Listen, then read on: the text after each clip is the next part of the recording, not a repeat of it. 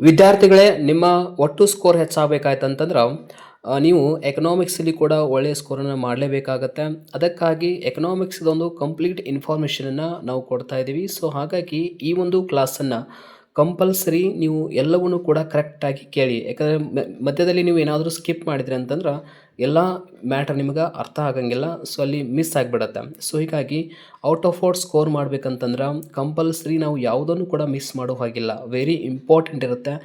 4 ಮಾರ್ಕ್ಸಿಗೆ ಹೆಂಗೆ ಬರೀಬೇಕು, 6 ಮಾರ್ಕ್ಸಿಗೆ ಹೆಂಗೆ ಬರಬೇಕು, 1 ಮಾರ್ಕ್ಸ್, 2 ಮಾರ್ಕ್ಸ್, ಸೊ ಹೀಗೆ ಹಲವಾರು ವಿಷಯಗಳನ್ನು ನಾವಿಲ್ಲಿ ಚರ್ಚೆ ಮಾಡಿದ್ದೀವಿ. ಸೊ ನಿಮಗೆ ಎನ್ಯುವಲ್ ಎಕ್ಸಾಮ್ಗೆ ಇದು ಭಾಳ ಬೆನಿಫಿಟ್ ಆಗುತ್ತೆ. ಸೊ ಬಟ್ ಡೀಟೇಲ್ ಆಗಿ ಸ್ವಲ್ಪ ಟೈಮ್ ಕೊಟ್ಟು, ಯಾಕಂದರೆ ಇನ್ನೂ ಎಕ್ಸಾಮ್ ಟೈಮ್ ಇರೋದ್ರಿಂದ ಸ್ವಲ್ಪ ಡೀಟೇಲ್ ಆಗಿ ಟೈಮ್ ಕೊಟ್ಟು, ಸೊ ಒಂದು 2-3 ಗಂಟೆಗಳ ಅವಧಿಯನ್ನು ಕೊಟ್ಟು ಇದನ್ನು ಸರಿಯಾಗಿ ಕೇಳಿ, ನಿಮಗೆ ಹೆಲ್ಪ್ ಆಗುತ್ತೆ. ಸೆಕೆಂಡ್ ಪಿ ಯು ಸಿಯಲ್ಲಿ ನಾವು ಸ್ಕೋರನ್ನು ಹೆಚ್ಚು ಮಾಡಬೇಕಾಯ್ತಂತಂದ್ರೆ ಎಲ್ಲ ಸಬ್ಜೆಕ್ಟ್ಗಳಲ್ಲಿ ಹೆಚ್ಚಿನ ಅಂಕಗಳನ್ನು ತೆಗೆದುಕೊಳ್ಬೇಕಾಗತ್ತೆ. ಅದರಲ್ಲಿ ಆರ್ಟ್ಸ್ ಮತ್ತು ಕಾಮರ್ಸ್ ವಿದ್ಯಾರ್ಥಿಗಳಿಗೆ ಹೆಚ್ಚು ಸ್ಕೋರ್ ಆಗುವಂತಹ ಕೆಲವೊಂದು ಸಬ್ಜೆಕ್ಟ್ಗಳಲ್ಲಿ ಎಕನಾಮಿಕ್ಸ್ ಕೂಡ ಒಂದಾಗಿದೆ. ಇದರಲ್ಲಿ ನೀವು ಅರ್ಥ ಆಯಿತು ಅಂತಂದರೆ ಔಟ್ ಆಫ್ ಔಟ್ ಸ್ಕೋರ್ ಮಾಡ್ತೀರಿ. ಈ ಒಂದು ಎಕನಾಮಿಕ್ಸಲ್ಲಿರುವಂತಹ ಕಾನ್ಸೆಪ್ಟ್ಗಳು ಅರ್ಥ ಆಗಲಿಲ್ಲ ಅಂತಂದರೆ ನಿಮಗೆ ಬಹಳ ಕಡಿಮೆ ಅಂಕಗಳು ಸಿಗ್ತವೆ. ಹಾಗಾಗಿ ನಾವು ಇಡೀ ಸಿಲಾಬಸ್ಸನ್ನು ಇರುವಂತಹ ಎಲ್ಲ ಕಾನ್ಸೆಪ್ಟ್ಗಳ ಬಗ್ಗೆ ಭಾಳ ಡೆಪ್ತಾಗಿ ಅಂತಷ್ಟಲ್ಲ, ಅದ್ರ ಜೊತೆಗೇ ನಿಮ್ಗೆ ಕನ್ಫ್ಯೂಷನ್ ಆಗಬಾರ್ದು. ಎಕ್ಸಾಮ್ದೊಳಗೆ ಕನ್ಫ್ಯೂಷನ್ ಆಗಬಾರ್ದು. ಯಾವ ಕ್ವಶನ್ಗೆ ಎಷ್ಟು ಯಾವ ಕಾನ್ಸೆಪ್ಟನ್ನು ನಾವು ಕವರಪ್ ಮಾಡ್ಕೊಳ್ಬೇಕು ಅನ್ನುವಂತಹ ಕಂಪ್ಲೀಟ್ ಮಾಹಿತಿಯನ್ನು ಈ ಒಂದು ವಿಡಿಯೋದಲ್ಲಿ ನಾವು ಕೊಡ್ತಾ ಇದ್ದೀವಿ. ಸೊ ಇದು ನಿಮಗೆ ಭಾಳ ಹೆಲ್ಪ್ ಆಗುತ್ತೆ. ಸೊ ಹಾಗಾಗಿ ಫಸ್ಟಿಗೆ second P U C economics ಸಬ್ಜೆಕ್ಟಿಗೆ ಸಂಬಂಧಪಟ್ಟಂಗೆ ಇರುವಂತಹ ಸಿಲಾಬಸ್ಸನ್ನು ಮೊದಲು ನಾವು ನೋಡ್ಕೊಂಡು ಬಿಡೋಣ. ಸೊ ಸಿಲಾಬಸ್ ಬಗ್ಗೆ ಹೇಳಬೇಕಂತಂದರೆ ಅರ್ಥಶಾಸ್ತ್ರವನ್ನು ಸೂಕ್ಷ್ಮ ಅರ್ಥಶಾಸ್ತ್ರ ಮತ್ತು ಸಮಗ್ರ ಅರ್ಥಶಾಸ್ತ್ರ ಅಂತೇಳಿ ಎರಡು ನಾವು ಡಿವೈಡ್ ಮಾಡ್ತೀವಿ. ಇದಂತರೂ ನಿಮಗೆ ಗೊತ್ತಿರಬೇಕಾಗತ್ತೆ.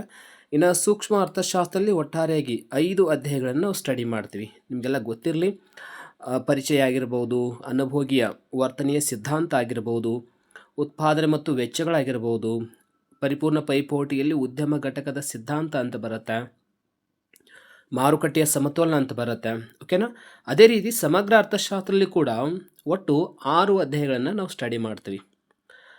ಸಮಗ್ರ ಅರ್ಥಶಾಸ್ತ್ರ ಪರಿಚಯ ಅಂತ ಹೇಳ್ತೀವಿ, ರಾಷ್ಟ್ರೀಯ ಆದಾಯದ ಲೆಕ್ಕಾಚಾರ, ಆಮೇಲೆ ಹಣ ಮತ್ತು ಬ್ಯಾಂಕಿಂಗ್ ಆಗಿರ್ಬೋದು, ಆಮೇಲೆ ಆದಾಯ ಮತ್ತು ಉದ್ಯೋಗದ ನಿರ್ಧಾರ ಇದೆ, ಆಮೇಲೆ ಸರ್ಕಾರದ ಮುಂಗಡ ಪತ್ರ ಇದೆ ಮತ್ತು ಮುಕ್ತ ಆರ್ಥಿಕ ವ್ಯವಸ್ಥೆ ಇದೆ. ಮೊದಲಿಗೆ ಈ 11 ಅಧ್ಯಾಯಗಳು ಏನು ಹೇಳಿಕೊಡ್ತಾವೆ ಅನ್ನೋದು ನಮಗೆ ಗೊತ್ತಿರಬೇಕು. ಈ 11 ಅಧ್ಯಾಯಗಳಲ್ಲಿ ಇರುವಂಥ 1 ಮಾರ್ಕ್ಸ್ ಕ್ವಶನ್ಸನ್ನು ನಾವು ಮಿಸ್ ಮಾಡೋ ಹಾಗಿಲ್ಲ. ಯಾಕಂತಂದ್ರೆ ನಾವು ಇಂಪಾರ್ಟೆಂಟ್ ನಾವು ಕನ್ಸಿಡರ್ ಮಾಡೋಕ್ಕಿಂತ ಹೆಚ್ಚಾಗಿ ಯಾವ ಕಡೆಯಿಂದ ಕ್ವಶನ್ಸನ್ನು ಡಿಫಿಕಲ್ಟ್ ಲೆವೆಲ್ ಕೇಳ್ತಾರೆ ಅಂತ ಹೇಳೋಕ್ಕಾಗಂಗಿಲ್ಲ. ನೀವು 80ಕ್ಕೆ 80 ಅಂಕಗಳನ್ನ ತೆಗೆದುಕೊಳ್ಬೇಕಾಯ್ತಂದ್ರೆ ನೀವು ತಯಾರಿ ಹೆಂಗಿರಬೇಕು ಅಂದರೆ 1 ಅಂಕದ ಪ್ರಶ್ನೆಗಳನ್ನು ಎಲ್ಲ ಅಧ್ಯಾಯಗಳಲ್ಲಿ ಇರುವಂತಹ ಪ್ರಶ್ನೆಗಳನ್ನು ಓದ್ಕೊಂಡು ಬಿಡಬೇಕು. ಇನ್ನು ಉಳಿದ ಸೆಕ್ಷನ್ ಏನಿದ್ದಾವೆ 2 ಮಾರ್ಕ್ಸು, 4 ಮಾರ್ಕ್ಸು, 5 ಮಾರ್ಕ್ಸು, 6 ಮಾರ್ಕ್ಸು, ಇವೆಲ್ಲವೂ ಕೂಡ ಏನಾಗಿರುತ್ತೆ, ಚಾಯ್ಸಿಂಗ್ ಇರುತ್ತೆ. ನೀವು ಎಲ್ಲೋ 1-2 ಅಧ್ಯಾಯಗಳನ್ನು ಸ್ವಲ್ಪ ಮಟ್ಟಿಗೆ ಮಾತ್ರ ಓದ್ಕೊಂಡು ಉಳಿದನ್ನು ಚೆನ್ನಾಗಿ ಓದ್ಕೊಂಡ್ರೂ ಕೂಡ ಕವರಪ್ ಆಗತ್ತೆ. ಯಾಕಂತಂದ್ರೆ ಅಲ್ಲಿ ಚಾಯ್ಸಿಂಗ್ ಇರುತ್ತೆ. ಸೊ ಹಾಗಿದ್ಮೇಲೆ ಈಗ ಈ ಎಲ್ಲ ಅಧ್ಯಾಯಗಳನ್ನು ಏನು ಮಾಡೋದು ಅಂತಂದರೆ ಎಕ್ಸಾಮ್ ಸಲುವಾಗಿ, ಅಂದರೆ ಪರೀಕ್ಷೆಯಲ್ಲಿ ಏನಾಗುತ್ತೆ ಅಂತಂದರೆ ಕೆಲವೊಮ್ಮೆ ನಾವು 6ಕ್ಕೆ 6 ಅಂಕಗಳನ್ನ ಪಡೆಯೋದು ಕಷ್ಟ ಆಗ್ತಾ ಇರುತ್ತೆ. ಯಾಕಂದರೆ ಎಲ್ಲ ಬರೆದಿರ್ತೀವಿ, ಎಡಿಷ್ನಲ್ ಕ್ವಶನ್ಸ್ ಬರೆದಿರ್ತೀವಿ, ಎಲ್ಲನೂ ಆಗಿರುತ್ತೆ. ಆದರೆ 6ಕ್ಕೆ 6 ಅಂಕ ಕೊಡೋಕ್ಕಾಗೋದಿಲ್ಲ, ಅಲ್ಲಿ 5 ಮಾರ್ಕ್ಸ್ ಮಾತ್ರ ಕೊಡ್ತಾರೆ. ಇದಕ್ಕೇನು ಕಾರಣ ಅದು ನೋಡಬೇಕು. ಅದೇ ರೀತಿ 4ಕ್ಕೆ 4 ಮಾರ್ಕ್ಸ್ ಬರೋಂಗಿಲ್ಲ, ಇಲ್ಲಿ 3 ಮಾರ್ಕ್ಸ್ ಕೊಡ್ತಿರ್ತಾರೆ. ಇದಕ್ಕೇನು ಕಾರಣ? ಜೊತೆಗೆ 2 ಅಂಕದ ಪ್ರಶ್ನೆಗಳನ್ನು ಎಷ್ಟು ಬರೀಬೇಕು, ಎಷ್ಟು ಬರೆದ್ರೆ 2 ಮಾರ್ಕ್ಸಿಗೆ 2 ಕೊಡ್ತಾರೆ, ಮತ್ತು 1 ಮಾರ್ಕ್ಸಿಗೆ ಎಷ್ಟು ಆನ್ಸರ್ ಬರೀಬೇಕು, ಎಷ್ಟು ಬರೆದ್ರೆ ನಮಗೆ ಆ್ಯಕ್ಚುಲಿ 80ಕ್ಕೆ 80 ಮಾರ್ಕ್ಸ್ ಹೆಂಗೆ ಬರ್ತದ ಅನ್ನೋದನ್ನು ಒಂದು ಕಡೆ ಆಯಿತು ಅಂತಂದರೆ, ಇನ್ನೊಂದು ಕಡೆ ಈ ಒಂದು ಕ್ಲಾಸಲ್ಲಿ ನಿಮಗೆ ಒಂದು ಪಾಸಿಂಗ್ ಏನು ಬೇಕಲ್ಲ ಅದಂತರೂ ಕಂಪ್ಲೀಟಾಗಿ ಕ್ಲಿಯರ್ ಆಗುತ್ತೆ. ನೀವು ಕಂಪಲ್ಸರಿ ಈ ಕ್ಲಾಸನ್ನು ಬಹಳ ಸೀರಿಯಸ್ ಆಗಿ ಕೇಳಬೇಕಾಗತ್ತೆ. ಯಾಕಂದರೆ ಇಲ್ಲಿ ಇಡೀ ಎಕನಾಮಿಕ್ಸಲ್ಲಿ ಏನೇನಿದೆ, ಕ್ವಶನ್ಸು ಹೇಗೆ ಅದಕ್ಕೆ ಆನ್ಸರ್ ಮಾಡಬೇಕು, ಸೊ ಹೀಗೆ ಹಲವಾರು ವಿಷಯಗಳ ಬಗ್ಗೆ ನಾವು ಚರ್ಚೆ ಮಾಡ್ತೀವಿ. ಸೊ ಈಗ ಸಿಲಾಬಸ್ ಬಗ್ಗೆ ಕ್ಲಿಯರ್ ಆಯಿತು. ಇನ್ಮೇಲೆ ಇದರಲ್ಲಿ ಇರುವಂಥ ಇಂಪಾರ್ಟೆಂಟ್ ಚಾಪ್ಟರ್ ಅಂದರೆ 4 ಮಾರ್ಕ್ಸಿಗೆ ಫಸ್ಟು ಸೆಕೆಂಡು ಕಂಪಲ್ಸರಿ 4 ಮಾರ್ಕ್ಸಿಗೆ ಓದ್ಕೊಂಡ್ರೆ ಸಾಕು. 5 ಕ್ವಶನ್ಸ್ ಬರ್ತವೆ. ಅದನ್ನ ಬಿಟ್ಟರೆ ಲಾಸ್ಟ್ ಚಾಪ್ಟರ್ 1 ಅಥವಾ ಈ ಚಾಪ್ಟರ್ ಓದಿರಾಯಿತು. ಅಥವಾ ಇವೆರಡೂ ಬೇಡ ಅಂತಂದರೆ ಉತ್ಪಾದನೆ ಮತ್ತು ವೆಚ್ಚಗಳ ಸಂಬಂಧಪಟ್ಟಂಗೆ ಓದ್ಕೊಂಡು ನಡೆಯುತ್ತೆ. ಇದು ಬೇಡ ಅಂತಂದರೆ ಹಣ ಮತ್ತು ಬ್ಯಾಂಕಿಂಗ್ ಓದ್ಕೊಂಡು ಕೂಡ ನಡೆಯುತ್ತೆ. ಒಟ್ಟಾರೆಯಾಗಿ ಇಷ್ಟು ಕವರ್ ಅಪ್ ಮಾಡಿಕೊಂಡ್ರೆ ಸಾಕ. 4 ಮಾರ್ಕ್ಸಿಗೆ ಇಲ್ಲೇ ಕವರ್ ಆಗುತ್ತೆ. 6 ಮಾರ್ಕ್ಸಿಗೆ ಇವೆರಡು ಚಾಪ್ಟರ್ ಇಂಪಾರ್ಟೆಂಟಾ, ಓಕೆನಾ. ಸೊ ಅಲ್ಲೇ ಕ್ವಶನ್ ಕೇಳ್ತಾರೆ. ಹಾಗಿದ್ಮೇಲೆ 5 ಮಾರ್ಕ್ಸಿಗಂತೂ ನಿಮಗೆ ಗೊತ್ತಿದೆ, ಅದನ್ನು ಕೂಡ ನೆಕ್ಸ್ಟ್ ಹೇಳ್ತೀನಿ ನಾನು. ಬಟ್ ಇದ್ರ ಬಗ್ಗೆ ಸ್ವಲ್ಪ ಕ್ಲಾರಿಫಿಕೇಶನ್ ಇರಲಿ. ಸೊ ಸಿಲೆಬಸ್ ಏನೇನಿದೆ, ಸೊ ಕ್ವಶನ್ಸ್ ಇಲ್ಲೆಲ್ಲಿ ಎಷ್ಟು ಬರ್ತಾವೆ ಅನ್ನೋದು ಗೊತ್ತಿರಲಿ. ಓಕೆ, ಈ ಸಲ ಆ್ಯಕ್ಚುಲಿ ನೀವು ಬ್ಲೂ ಪ್ರಿಂಟನ್ನು ಕಂಪಲ್ಸರಿ ನೋಡ್ಕೊಳ್ಬೇಕಾಗತ್ತೆ. ಯಾಕಂದರೆ ಬ್ಲೂ ಪ್ರಿಂಟ್ ಪ್ರಕಾರ ಏನು ಮಾಡ್ತಾರೆ, ಎಕ್ಸಾಮ್ಸನ್ನು ನಡೆಸ್ತಾರೆ. ಸೊ ಹೀಗಾಗಿ ಈಗಾಗಲೇ ಆಗಿರುವಂಥ ಪರೀಕ್ಷೆಗಳು ಕೂಡ ಬ್ಲೂ ಪ್ರಿಂಟ್ ಪ್ರಕಾರ ಅದಾವ. ನಿಮಗೆಲ್ಲ ಈಗಾಗಲೇ ಇದ್ರ ಬಗ್ಗೆ ಐಡಿಯಾ ಇರುತ್ತೆ. 5 ಸಬ್ಜೆಕ್ಟ್ಸ್ 5 ಚಾಪ್ಟರ್ಸು ಮೈಕ್ರೋ ಎಕನಾಮಿಕ್ಸ್ಗಳು ಬರ್ತಾವೆ. ಅದರೊಳಗೆ 6 ಮಾರ್ಕ್ಸಿಗೆ ಓದ್ಕೊಳ್ಬೇಕಾಗಿರುವಂಥದ್ದು 2 ಅಧ್ಯಾಯಗಳು. ಯಾವುದು? 2 ಮತ್ತು 3ನೇ ಅಧ್ಯಾಯ ಥಿಯರಿ ಆಫ್ ಕನ್ಸ್ಯೂಮರ್ ಬಿಹೇವಿಯರು, ಆಮೇಲೆ ಪ್ರೊಡಕ್ಷನ್ ಆ್ಯಂಡ್ ಕಾಸ್ಟ್ ಅಂತೇಳಿ. ಇವೆರಡು ಚಾಪ್ಟರ್ ನೀವು 6 ಮಾರ್ಕ್ಸಿಗೆ ಕವರ್ ಮಾಡ್ಕೊಂಡ್ಬಿಟ್ರೆ ಸಾಕು. 2 ಕ್ವಶನ್ಸ್ ಅಂತೂ ಪಕ್ಕ ಬರ್ತಾವೆ. ಇನ್ನೆರಡು ಕ್ವಶನ್ಸ್ ಎಲ್ಲಿ ಬರ್ತಾವೆ ಅಂತಂದರೆ, ಎಸ್, ಸಮಗ್ರ ಅರ್ಥಶಾಸ್ತ್ರದಲ್ಲಿರುವಂಥ 2 ಅಧ್ಯಾಯಗಳು, ಅದು ಸೆಕೆಂಡ್ ಮತ್ತು ಥರ್ಡ್ ಅಂತಲೇ ಇದೆ, ಓಕೆನಾ. ಅಲ್ಲೂ ಒಂದು ಓದ್ಕೊಂಡ್ಬಿಟ್ರೆ ಸಾಕು. ಅಂದ್ಬಿಟ್ರೆ ಲಾಸ್ಟ್ ಚಾಪ್ಟರ್ ಇದೆ ನೋಡಿ, ಎಸ್, ಇಲ್ಲಿ ಈ 5 ಅಧ್ಯಾಯಗಳು ಓದಬೇಕಂತ ಏನಿಲ್ಲ. ಇದರಲ್ಲಿ ನೀವು 3 ಅಧ್ಯಾಯಗಳಲ್ಲಿರುವಂಥ ಪ್ರಶ್ನೆಗಳನ್ನ ತಯಾರು ಮಾಡಿಕೊಂಡು ನಡೆಯುತ್ತೆ. ನಾನು ಕೂಡ ಈಗ ಡಿಸ್ಕಷನ್ ಮಾಡುವಂಥ ಸಂದರ್ಭದಲ್ಲಿ ಈ 5 ಅಧ್ಯಾಯಗಳಲ್ಲಿರುವಂತಹ 6 ಅಂಕದ ಪ್ರಶ್ನೆಗಳನ್ನ ಮಾತ್ರ ಡಿಸ್ಕಷನ್ ಮಾಡ್ತೀನಿ. ಜೊತೆಗೆ 4 ಅಂಕದ ಪ್ರಶ್ನೆಗಳು ಎಲ್ಲೆಲ್ಲಿ ಹೈಲೈಟ್ ಮಾಡ್ತಾರೆ, ಎಸ್, ಕಂಪಲ್ಸರಿ ನಾನು ಆಗಲೇ ಹೇಳ್ದಂಗೆ ಫಸ್ಟ್ ಮತ್ತು ಸೆಕೆಂಡು ಕಂಪಲ್ಸರಿ 2 ಕ್ವಶನ್ಸ್ ಕೇಳ್ತಾರೆ 4 ಮಾರ್ಕ್ಸಿಗೆ. ಆದರೆ ನ್ಯಾಷನಲ್ ಇನ್ಕಮ್ ಒಳಗೆ ಇಲ್ಲ, ಓಕೆನಾ. ಅವರು ಇದ್ರ ಪ್ರಕಾರ ಇಲ್ಲ, ಬಟ್ ಆದರೂ ಕೂಡ ಸ್ವಲ್ಪ ನೀವು ಓದ್ಕೊಂಡ್ಬಿಡಿ. ಬಟ್ ಆದರೆ ಇಲ್ಲಿ ಕೊಟ್ಟಿಲ್ಲ. ಬಟ್ ನಿಮಗೆ ಈಸಿಯಾಗಿ ಬರುವಂತಹ ಕ್ವಶನ್ಸ್ಗಳು ಎಲ್ಲಿದಾವೆ ಅಂದರೆ 4 ಮಾರ್ಕ್ಸಿಗೆ ಇಲ್ಲಿದ್ದಾವೆ ಲಾಸ್ಟಿಗೆ. 5 ಮತ್ತು 6ನೇ ಅಧ್ಯಾಯ ಸಮಗ್ರ ಅರ್ಥಶಾಸ್ತ್ರದಲ್ಲಿರುವಂಥ 5 ಮತ್ತು 6ನೇ ಅಧ್ಯಾಯದಲ್ಲಿ ಏನು 4 ಮಾರ್ಕ್ಸ್ ಕ್ವಶನ್ಸ್ ಇದಾವಲ್ಲ, ಅವನ್ನ ಓದ್ಕೊಂಡ್ಬಿಟ್ರೆ ಅವು ಈಸಿ ಇದಾವೆ ಆ್ಯಕ್ಚುಲಿ. ಅವನ್ನ ಓದ್ಕೊಂಡ್ಬಿಟ್ರೆ ಸಾಕು. ಇಲ್ಲೇ ಏನಾಯಿತು, 5 ಕ್ವಶನ್ಸ್ ಬಂದುಬಿಟ್ಟು 2, 1, 4, 5 ಟೋಟಲ್ 5 ಕ್ವಶನ್ಸ್ಗಳು ಬಂದುಬಿಟ್ಟು ನಿಮಗೆ ಬರೆಯೋದೇ 5 ಕ್ವಶನ್ಸ್ ಇರುತ್ತೆ. ಹಾಗಿದ್ಮೇಲೆ 4 ಕ್ವಶನ್ಸ್ ಸಿಕ್ತು. ಇನ್ನೂ ನಿಮಗೆ ಬೇರೆ ಐಡಿಯಾ ಇತ್ತು ನಿಮಗೆ ಈಸಿ ಅಂತ ಕ್ವಶನ್ಸನ್ನು ಎಲ್ಲಿ ಬರ್ಬೋದು ಅಂತಂದರೆ, ಎಸ್, 4ನೇ ಚಾಪ್ಟರ್ ಒಳಗೆ ಈಸಿ ಕ್ವಶನ್ಸ್ ಬರುತ್ತೆ. ಈಸಿ ಕ್ವಶನ್ ಅಂದರೆ ಯಾವ್ದು ಬರುತ್ತೆ ಅಂತಂದರೆ, ಪರಿಪೂರ್ಣ ಪೈಪೋಟಿ ಮಾರುಕಟ್ಟೆಯ ಲಕ್ಷಣಗಳಂತ ಹೇಳಿ ಇಂಥವೆಲ್ಲ ಸ್ವಲ್ಪ ಈಸಿ ಕ್ವಶನ್ಸನ್ನು ಕೇಳ್ತಾರೆ. ಅಲ್ಲಿ ಕೂಡ ಕವರ್ ಅಪ್ ಮಾಡ್ಕೋಬೋದು. 4 ಮಾರ್ಕ್ಸಿಗೆ ಏನು ಅಂತ ಡೌಟ್ ಇಲ್ಲ, ಆಲ್ಮೋಸ್ಟ್ ಕವರ್ ಮಾಡ್ತೀರಿ. ಅಂದರೆ ನಮಗೆ ಪ್ರಾಬ್ಲಮ್ ಏನು ಅಂದರೆ 6ಕ್ಕೆ 6 ಅಂಕಗಳು, 4ಕ್ಕೆ 4 ಅಂಕಗಳು, 5ಕ್ಕೆ 5 ಅಂಕಗಳು ಬೀಳಬೇಕು. ಅಂದಾಗ ಮಾತ್ರ 80ಗೆ 80 ಆಗುತ್ತೆ. ನೀವು ಎಲ್ಲ ಕ್ವಶನ್ಗೆ ಅಟೆಂಡ್ ಮಾಡಿದ್ರಿ, ಆದರೆ ಎಲ್ಲದಕ್ಕೂ ಕೂಡ 6ಕ್ಕೆ 5 ಅಂಕ, 4ಕ್ಕೆ 3 ಅಂಕ ಬೀಳ್ತಾ ಹೋಯ್ತಂದರೆ ನೀವು ಎಷ್ಟು ಬರೆದ್ರೂ ಕೂಡ, ಎಲ್ಲ ಕ್ವಶನ್ ಟಚ್ ಮಾಡಿದ್ರು ಕೂಡ ನಿಮಗೆ 80 ಆಗಂಗಿಲ್ಲ. ಸೊ ಇದು ಮಾತ್ರ ನಿಮಗೆ ಗಮನಕ್ಕಿರಲಿ. ಇನ್ನು 5 ಮಾರ್ಕ್ಸಿಗಂತೂ ನೀವು ಕಂಪಲ್ಸರಿ ಓದ್ಕೋಬೇಕಾಗಿದ್ದು ಸೆಕೆಂಡ್ ಚಾಪ್ಟರು ಮತ್ತು ಲಾಸ್ಟ್ ಚಾಪ್ಟರು ಯಾವುದು ಸೂಕ್ಷ್ಮ ಅರ್ಥಶಾಸ್ತ್ರದಲ್ಲಿ. ಇನ್ನು ಸಮಗ್ರ ಅರ್ಥಶಾಸ್ತ್ರದಲ್ಲಿ ಅಂತೂ ನಿಮಗೆ ಗೊತ್ತಿದೆ, ಇದು ಸೆಕೆಂಡ್ ಚಾಪ್ಟರ್ ಓದ್ಕೊಂಡ್ಬಿಟ್ರೆ ಸಾಕು. 3 ಚಾಪ್ಟ್ರಲ್ಲಿ 3 ಕ್ವಶನ್ಸ್ ಬಂದಿರ್ತವೆ, 2 ಕ್ವಶನ್ ಬರೋದಿರುತ್ತೆ. ಅದ್ರ ಬಗ್ಗೆ ವರಿ ಮಾಡ್ಕೊಳ್ಳೋ ಅವಶ್ಯಕತೆ ಇಲ್ಲ. ಇನ್ನು 2 ಮಾರ್ಕ್ಸಿಗಂತೂ ಆಲ್ಮೋಸ್ಟ್ ಏನು ಮಾಡಿ, ಇಲ್ಲಿ ನೋಡಿ 2 ಮಾರ್ಕ್ಸಿಗೆ ಫಸ್ಟ್, ಸೆಕೆಂಡ್, ಥರ್ಡ್, ಫೋರ್ತ್, ಇಲ್ಲಿ ಏನಾಗಿದೆ ಅಂದ್ರೆ 4th ಮತ್ತು 5th ಮೇಲೆ ಇದೆ. ಸೊ ಅಂದರೆ ಇಲ್ಲಿ ಕೂಡ ನೀವು ಅಂಥದ್ದೇನು ಇದು ಮಾಡೋಕೆ, ಯಾಕಂದರೆ ಇಲ್ಲಿ ಮೇ ಬಿ ಒಂದು 6 ಕ್ವಶನ್ಸನ್ನು ಬರೆಯೋದಿರುತ್ತೆ ಅಷ್ಟೇ. 6 ಪ್ರಶ್ನೆ ಅಂದರೆ ಬಂದೇ ಹೋಗ್ತಾವೆ 6. ಎಲ್ಲ ಇವು 4 ಚಾಪ್ಟರ್ ತಯಾರು ಮಾಡಿದ್ರೆ ಸಾಕು. ಉಳಿದ ಇಲ್ಲೇ 2 ಚಾಪ್ಟರ್ಸ್ ಇದಾವೆ, ಈಸಿ ಇದಾವೆ. ಸೊ ಅವ್ನು ಕವರ್ ಅಪ್ ಮಾಡಿಕೊಂಡ್ರು ಕೂಡ ನಿಮಗೆ ಮಾರ್ಕ್ಸ್ ಸಿಗ್ತಾವೆ. ಇನ್ನು 1 ಮಾರ್ಕ್ಸಿಗಂತೂ ಹೇಳುವಂಗಿಲ್ಲ, ಯಾಕಂದರೆ ಎಲ್ಲದರಲ್ಲೂ ಕೂಡ ಕ್ವಶನ್ ಕೇಳಿದ್ದಾರೆ. ಅಂದರೆ ಎಲ್ಲ ಕುಡ್ಕೊಂಡೆ ಟೋಟಲ್ ಎಷ್ಟಾಗುತ್ತೆ, ಅದು 20 ಆಗುತ್ತೆ. ಅಂದರೆ 10 ಮಾರ್ಕ್ಸ್ ಏನಾಗುತ್ತೆ ಅಂದರೆ ಸೂಕ್ಷ್ಮ ಅರ್ಥಶಾಸ್ತ್ರದಲ್ಲಿ ಇನ್ನೂ 10 ಮಾರ್ಕ್ಸನ್ನು ಸಮಗ್ರ ಅರ್ಥಶಾಸ್ತ್ರಕ್ಕೆ ಸಂಬಂಧಪಟ್ಟಂಗೆ ಕೇಳ್ತಾರೆ. ಸೊ ಹಾಗಿದ್ಮೇಲೆ ಐ ಥಿಂಕ್ ಈಗ ನಿಮಗೊಂದು ಕಂಪ್ಲೀಟ್ ಇನ್ಫಾರ್ಮೇಷನ್ ಸಿಕ್ತು. ಕ್ವಶನ್ ಪೇಪರ್ ಪ್ಯಾಟರ್ನ್ ಬಗ್ಗೆನೂ ಗೊತ್ತಂಗಾಯಿತು. ಜೊತೆಗೆ ನಾವು ಯಾವ ಚಾಪ್ಟರ್ಸ್ಗಳನ್ನ ಹೈಲೈಟ್ ಮಾಡಬೇಕು, ಯಾವುದನ್ನು ಓದ್ಕೊಳ್ಬೇಕು, ಯಾವ ಚಾಪ್ಟರ್ ಇಂಪಾರ್ಟೆಂಟ್ ಅನ್ನೋದು ಕೂಡ ಇಷ್ಟರ ಮಟ್ಟಿಗೆ ಕ್ಲಿಯರ್ ಆಯಿತು. ಸೊ ನೆಕ್ಸ್ಟ್ ಈಗ ನಾವು ಇನ್ನೂ ಅದಕ್ಕೆ ಬೇಕಾಗಿರುವಂತಹ ಇಂಪಾರ್ಟೆಂಟ್ ಮಾಹಿತಿಯನ್ನು ನೋಡೋಣ. ಓಕೆ, ಭಾಳ ವಿದ್ಯಾರ್ಥಿಗಳಿಗೆ ಆಲ್ಮೋಸ್ಟ್ ಗೊತ್ತಿರುತ್ತೆ ಕ್ವಶನ್ ಪೇಪರ್ ದಲ್ಲಿ ಇರುವಂತಹ ಪ್ಯಾಟರ್ನ್ ಹೇಗಿರುತ್ತೆ ಮತ್ತು ಅದರೊಳಗೆ ನಾವು ಎಷ್ಟು ಕ್ವಶನ್ಗೆ ಎಷ್ಟು ಆನ್ಸರ್ ಮಾಡಬೇಕು ಅನ್ನೋದು ಕೂಡ ಗೊತ್ತಿರಲಿ. ಸರಿಯಾಗಿ ಕಾಲೇಜ್ಗೆ ಹೋಗದೇ ಇರೋ ವಿದ್ಯಾರ್ಥಿಗಳು, ಸರಿಯಾಗಿ ಗಮನ ಇರೋಂಗಿಲ್ಲ, ಕ್ಲಾಸ್ ಒಳಗೆ ಗಮನ ಇರೋಂಗಿಲ್ಲ, ಅಥವಾ ಕಾಲೇಜ್ ಒಳಗೆ ಸರಿಯಾಗಿ ಅಟೆಂಡ್ ಆಗಿರಲ್ಲ ಅಂಥವ್ರಾಗಿರ್ಬೋದು. ಇನ್ನೂ ಕೆಲವೊಬ್ಬರು ಹಾಗೆ ಓದ್ತಾ ಇರ್ತಾರೆ, ಸ್ವಲ್ಪ ಕನ್ಫ್ಯೂಷನ್ ಇರುತ್ತೆ, ಅದು ಕ್ಲಿಯರ್ ಮಾಡ್ಕೊಂಡ್ಬಿಡಿ. ಟೋಟಲ್ ನಿಮಗೆ ಇಲ್ಲಿ ನೋಡಿ, ಟೋಟಲ್ ಈ ಪಾಯಿಂಟ್ಸ್ ಇಂಪಾರ್ಟೆಂಟ್ ಅಲ್ಲ. ನಿಮಗೆ ಏನಂತಂದರೆ ಸೆಕ್ಷನ್ಸ್ ಎಷ್ಟು ಬರ್ತಾವೆ, ABCDE ಅಂತೇಳಿ, ಇದಂತೂ ಆಲ್ಮೋಸ್ಟ್ ಗೊತ್ತಿರುತ್ತೆ. ಸೊ ಇಲ್ಲಿ ಏನಾಗುತ್ತೆ, ಎ ಸೆಕ್ಷನ್ ಒಳಗೆ ಟೋಟಲ್ 20 ಕ್ವಶನ್ಸ್ಗಳು ಇರ್ತವೆ. 20 ಕ್ವಶನ್ಸ್ಗೆ ಕಂಪಲ್ಸರಿ ಆನ್ಸರ್ ಬರಬೇಕಾಗತ್ತೆ. 20 1 ಮಾರ್ಕ್ಸ್ ಕ್ವಶನ್ಸ್ ಇರ್ತವೆ, 20 ಮಾರ್ಕ್ಸ್ ಸಿಗುತ್ತೆ. ಇನ್ನು ಬಿ ಸೆಕ್ಷನಲ್ಲಿ 6 ಪ್ರಶ್ನೆಗಳು ಬರೀಬೇಕು, 2 ಮಾರ್ಕ್ಸು 12 ಅಂಕಗಳು ಸಿಗುತ್ತೆ. ಇನ್ನು C section 4 marks C section ಒಳಗೆ 4 ಮಾರ್ಕ್ಸ್ ಸಿಗಿರುತ್ತೆ. ಅಲ್ಲಿ 5 ಪ್ರಶ್ನೆಗಳು ಬರೀಬೇಕು, 4 ಅಂಕ ಪ್ರತಿಯೊಂದಕ್ಕೂ ಕೂಡ, ಟೋಟಲ್ 20 ಮಾರ್ಕ್ಸ್ ಇಲ್ಲಿ ಸಿಗುತ್ತೆ. ಇನ್ನು ಡಿ ಸೆಕ್ಷನಲ್ಲಿ 6 ಅಂಕದ ಪ್ರಶ್ನೆಗಳಿರ್ತಾವೆ, 3 ಇರ್ತಾವೆ, ಅದು 3 ಬರೀಬೇಕು. 5 ಕೇಳಿರ್ತಾರೆ, 5 ಕ್ವಶನ್ಸಲ್ಲಿ 3 ಬರೀಬೇಕಾಗತ್ತೆ, 6 ಅಂಕ ಪ್ರತಿಯೊಂದಕ್ಕೂ ಕೂಡ. ಹಾಗಾಗಿ ಅದನ್ನು ಇಂಟು ಮಾಡಿದರೆ 18 ಮಾರ್ಕ್ಸ್ ಆಗುತ್ತೆ. ಇನ್ನು 5 ಮಾರ್ಕ್ಸಿಗೆ ನಿಮ್ಗೆ ಗೊತ್ತೇ ಇದೆ, 2 ಬರೀಬೇಕಾಗತ್ತೆ, 5 ಮಾರ್ಕ್ಸಿಗೆ ಇರುತ್ತೆ, ಒಂದೊಂದು ಕ್ವಶನ್ 5 ಮಾರ್ಕ್ಸಿಗೆ. ಹಾಗಾಗಿ ಟೋಟಲ್ 10 ಮಾರ್ಕ್ಸ್. ಇವೆಲ್ಲ ಟೋಟಲ್ ಕೂಡಿಸಿದ್ರೆ 80 ಮಾರ್ಕ್ಸ್ ಆಗುತ್ತೆ. ಇದು ಏನು ಅಂತಂದರೆ ನಿಮಗೆ ಒಂದು ಎಕ್ಸಾಮ್ದು ಪ್ಯಾಟ್ರನ್ ಇದು, ಕ್ವಶನ್ ಪೇಪರ್ ಪ್ಯಾಟ್ರನ್. ಬಟ್ ಇದು ಟೈಮ್ ಮ್ಯಾನೇಜ್ಮೆಂಟ್ ಹೆಂಗೆ ಮಾಡಬೇಕು ಅನ್ನೋದು ಕೂಡ ನೆಕ್ಸ್ಟ್ ಹೇಳ್ತೀನಿ ನಾನು. ಬಟ್ ಈಗ ಮಾತ್ರ ಕ್ಲಿಯರ್ ಇರಲಿ, ಕ್ವಶನ್ ಪೇಪರ್ ಪ್ಯಾಟ್ರನ್ ಹಿಂಗಿದೆ. ನೀವು ಬರೆಯುವಾಗ ಕಂಪಲ್ಸರಿ ನೀವು ಏನು ಮಾಡ್ಬೇಕಂತಂದ್ರೆ ಇದನ್ನು ನೀಟಾಗಿನೇ ಬರ್ಕೊತ ಹೋಗ್ಬೇಕು. ಇಲ್ಲಿ ಇನ್ನೂ ಒಂದು ಪಾಯಿಂಟನ್ನು ಹೇಳಿಕೊಡ್ತೀನಿ ನಿಮ್ಗೆ. ಏನು ಅಂದರೆ ನಿಮಗೆ ಆನ್ಸರ್ ಶೀಟ್ ಕೊಟ್ಟಿರ್ತಾರೆ.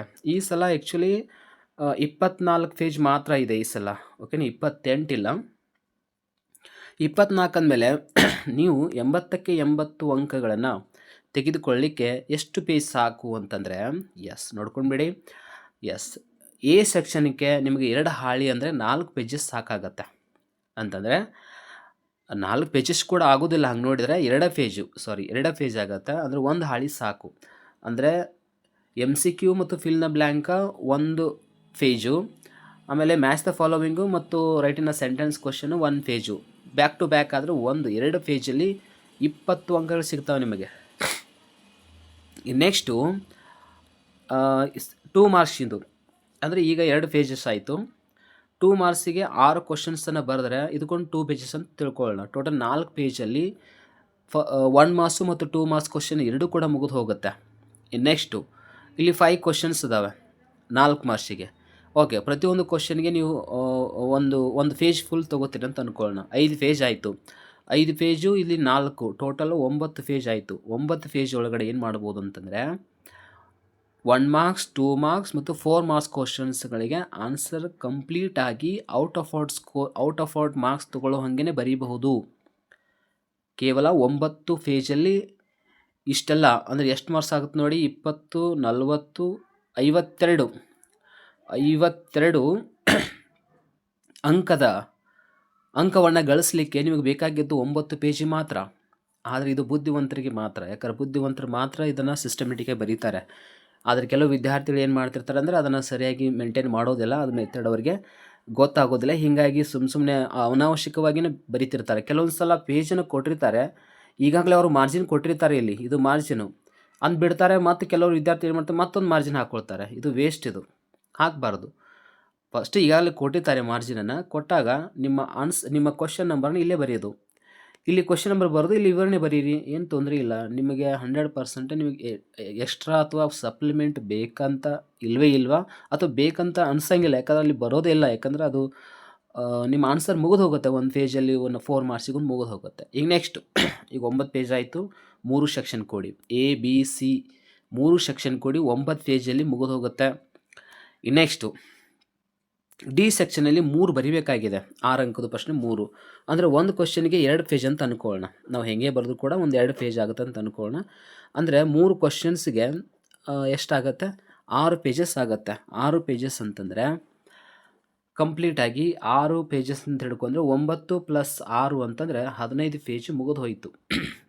ಈ ಲಾಸ್ಟು ಸೆಕ್ಷನ್ ಏನಾಗಿದೆ, ಆಲ್ಮೋಸ್ಟ್ ನೀವು ಹೆಂಗೆ ಬರೆದ್ರೂ ಕೂಡ 1 ಪೇಜಲ್ಲಿ ಮುಗಿದು ಹೋಗುತ್ತೆ. ಅಂದರೆ ಕಂಪ್ಲೀಟ್ 16 ಪೇಜಲ್ಲಿ 80ಕ್ಕೆ 80 ಅಂಕಗಳನ್ನ ತೆಗೆದುಕೊಳ್ಳಿಕ್ಕೆ ಸಾಧ್ಯ ಇದೆ.